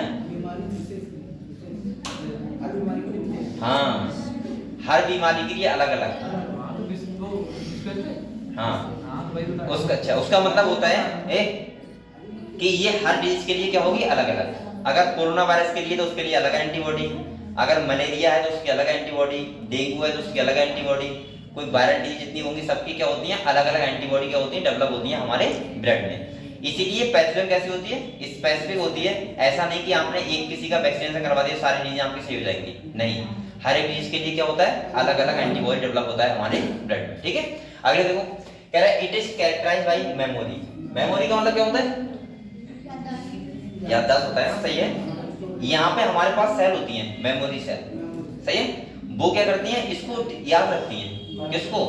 पैथोजन को। आप लोग खुद देखो, अगर बेटा एक बार जैसे डेंगू हुआ किसी को एंटीबॉडी बन गई है, दूसरा दोबारा अगर पैथोजन आएगा तो उसको याद तो रखना पड़ेगा ना सेल को, तो ये मेमोरी बेस्ड होती है, यानी कि यहाँ पे याद रखा जाता है कि पहले कौन पैथोजन आया था और दोबारा कौन आ रहा है, ठीक है? अगले कह रहे हैं this means that our body when it encounters a pathogen for the first time. यहाँ पे कह रहा है जब हमारी बॉडी किसी पैथोजन से, बोलो मत, फर्स्ट टाइम इनकाउंटर होता है, मतलब एक डिजीज से लड़ती है तो उसको बोलते हैं, हमारी बॉडी के द्वारा रिस्पांस होता है उसे बोलते हैं प्राइमरी रिस्पांस। क्या बोलते हैं? तो यहाँ पे कह रहा है first time produce a response called primary response, उसी को हम लोग बोलते हैं प्राइमरी रिस्पांस। अगले कह रहा है which is of low intensity. आप लोग बताओ बेटा, क्या प्राइमरी रिस्पांस का लो इंटेंसिटी नहीं होगा? क्योंकि हमारी सेल को पता ही नहीं था, तैयारी नहीं थी इतना, तो इसका मतलब इंटेंसिटी कैसा होता है, लो। और दूसरा जब सेकेंडरी रिस्पॉन्स होता है तो उसका मतलब वहां पे क्या होता है, फास्ट, क्योंकि वो सेल हमारी तैयार होती है एंटीबॉडी अटैक करने के लिए, ठीक है, एंटीबॉडी पे। अगला कह रहा है, तो यह कह रहा है फर्स्ट टाइम जो इनकाउंटर होता है उसको हम लोग बोलते हैं प्राइमरी रिस्पॉन्स। और बेटा यहाँ पे क्या होता है, लो इंटेंसिटी। कैसा होता है, लो इंटेंसिटी। अगले कह रहा है subsequent encounter with the same pathogen. अगर उसी पैथोजन का द्वारा इनकाउंटर हो रहा है तो यहाँ पे देखो कह रहा है हाईली इंटेंसिफाइड सेकेंडरी और एनामेस्टिक रिस्पॉन्स। और मैं इसको बोल सकता हूँ, इसे बोलते हैं सेकेंडरी रिस्पॉन्स। और कह रहा है this is ascribed to the fact that our body appear to have memory of the first encounter. जो पहली बार हुआ था उसको हमारी सेल क्या रखती है, ध्यान रखती है। और उसके बाद जो सेकेंडरी रिस्पॉन्स होता है वो कैसा होता है, बहुत फास्ट होता है, हाई होता है, हाई इंटेंसिटी होता है, ठीक है।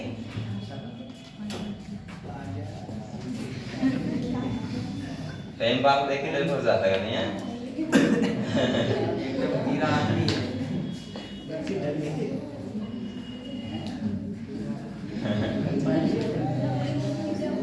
तो कभी भी क्यों आते बेटा?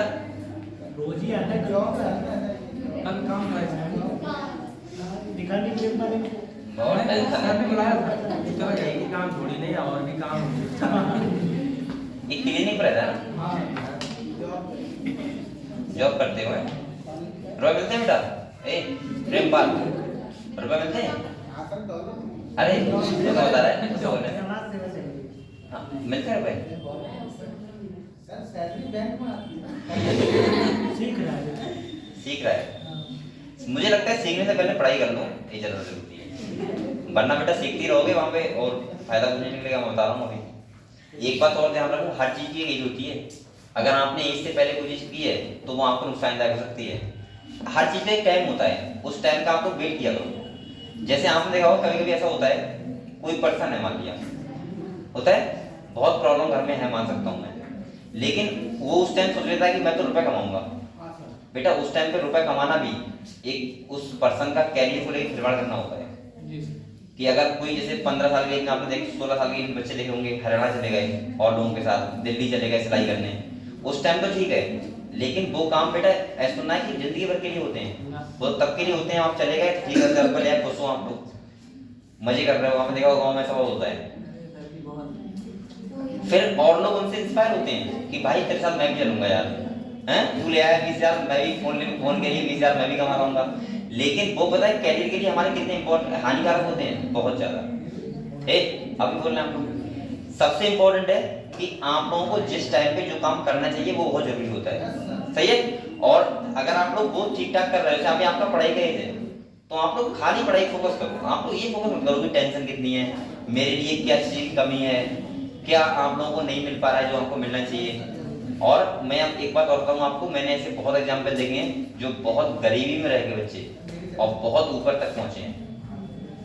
ऐसे ऐसे मेरे एक दोस्त के मैंने एग्जाम्पल आपको बताए होंगे जो ऐसे हैं कि उन्होंने, उनके फादर के पास 1 बीघा 2 बीघा जमीन है, उनके फादर ने साफ साफ कर दिया कि नहीं पढ़ाई करवाएंगे, तुम कहीं भी जाओ, दिल्ली जाओ, हरियाणा जाओ, कुछ भी करो। मेरा एक दोस्त है कतई, जो है मेरा दोस्त अभी भी है प्रेजेंट, मतलब तो बेटा वो पता है एक मतलब अपने गांव से दूर रह के एक जगह उसने रूम लिया, और रूम कैसी जगह लिया जहाँ को मेन ऑन रोड पे गांव में जिसका ऐसे मिल जाए 300 रुपए से 400 रुपए में रूम मिल जाए, ले लिया उसने। पहले बरेली जाता था काम करने अड्डे पे, अड्डा होता है मजदूरों का, बताया था मैंने, वहाँ काम करता था और उसके बाद अपनी पढ़ाई करता था। और आज वो खूब अच्छा खासा मतलब एक अच्छे पोजीशन पे है। तो इसका मतलब ये होता है कि आप लोग अगर, ये तो बहाने होते हैं कि हम पढ़ाई नहीं करेंगे, ये चाहिए हमें, वो चाहिए। बेटा जितनी ज़्यादा सुख सुविधाएं मिलती है ना, उतने हम और लेजी रहता है आदमी। आप लोग थोड़ा सा एक्टिव रखने के लिए अपने आप को दुख दिया करो हल्का फुल्का। अब ऐसा नहीं कि रोने लगो, लेकिन हाँ दुख दिया करो हल्का फुल्का। और जब आपको दुख मिलेगा तो उसका रिजल्ट बहुत अच्छा होता है, समझ रहे हैं आप लोग। कोई चीज़ बहुत आसानी से नहीं मिलती है कि आपने सोचा हुआ अगर मिल गई, अगर इतनी आसानी से मिल जाती तो आप लोग भगवान नहीं मिल जाते भैया। आप लोग इंसान ही, फिर इंसान और भगवान डिफरेंस क्या रहता है, ये तो डिफरेंस रहता है। तो आप लोग अभी संघर्ष करो और उसके बाद आपका रिजल्ट बहुत अच्छा होगा। तो मैं ये बोलूंगा, वैसे तो भाई आपकी अपनी कंडीशंस होती हैं हर पर्सन की, लेकिन मैं ये बोलूंगा हाँ कि आप लोगों को इस एज में, इस टाइम पे संघर्ष करना बहुत जरूरी है। आप लोग ये मत माना करो कि मुझे सब कुछ कभी खुशी खुशी मिल जाएगा। चाहे आपको कोई MBBS डॉक्टर बनोगे तब भी आपको संघर्ष झेलना पड़ेगा। बेटा इस टाइम पे कुछ तो आपको झेलना पड़ेगा। हाँ मतलब पापड़ बेलने ऐसे बोल सकते हैं आप लोग, क्योंकि बिना पापड़ बेले तो मैं भी यहाँ तक नहीं आया हूँ, ठीक है। तो कोई भी नहीं आया तो इसका मतलब यह है कि आप लोगों को संघर्ष तो करना पड़ेगा, पढ़ाई तो करनी पड़ेगी। और आप लोग बहाना अगर बनाओगे कि ये बहाना चाहिए वो बहाना चाहिए, ये नहीं हो पाएगा वो नहीं हो पाएगा, तो वो सब होता है, ठीक है। तो इसीलिए मैं कह रहा हूँ कि आप लोग अभी जो आपका टाइम है वो आप करो। हर चीज टाइम के साथ होती है, एकदम से मत सोचा करो कि कोई चीज हमें मिल जाएगी बहुत जल्दी, ये सब वो सब, ठीक है। सब टाइम के साथ होता है और आप लोग उस टाइम का वेट किया करो। तो अभी मैं कह रहा हूँ कि आप लोग मेहनत करो अच्छे से, आपके पास टाइम है, और पढ़ाई करो, ठीक है बेटा। तो आप लोग कहीं जाते हो ठीक है, लेकिन कोचिंग में आना बहुत जरूरी है, ठीक है। इसीलिए कोचिंग आया करो। चलो ठीक है, तो बेटा टाइम भी हो रहा है टाइम तो पता लगता ही नहीं कब हो जाता है। चलो ठीक है, तो हम लोग पढ़ते हैं, इसके बाद मंडे को मिलते हैं और ये पढ़ेंगे ह्यूमन एलिफेंट।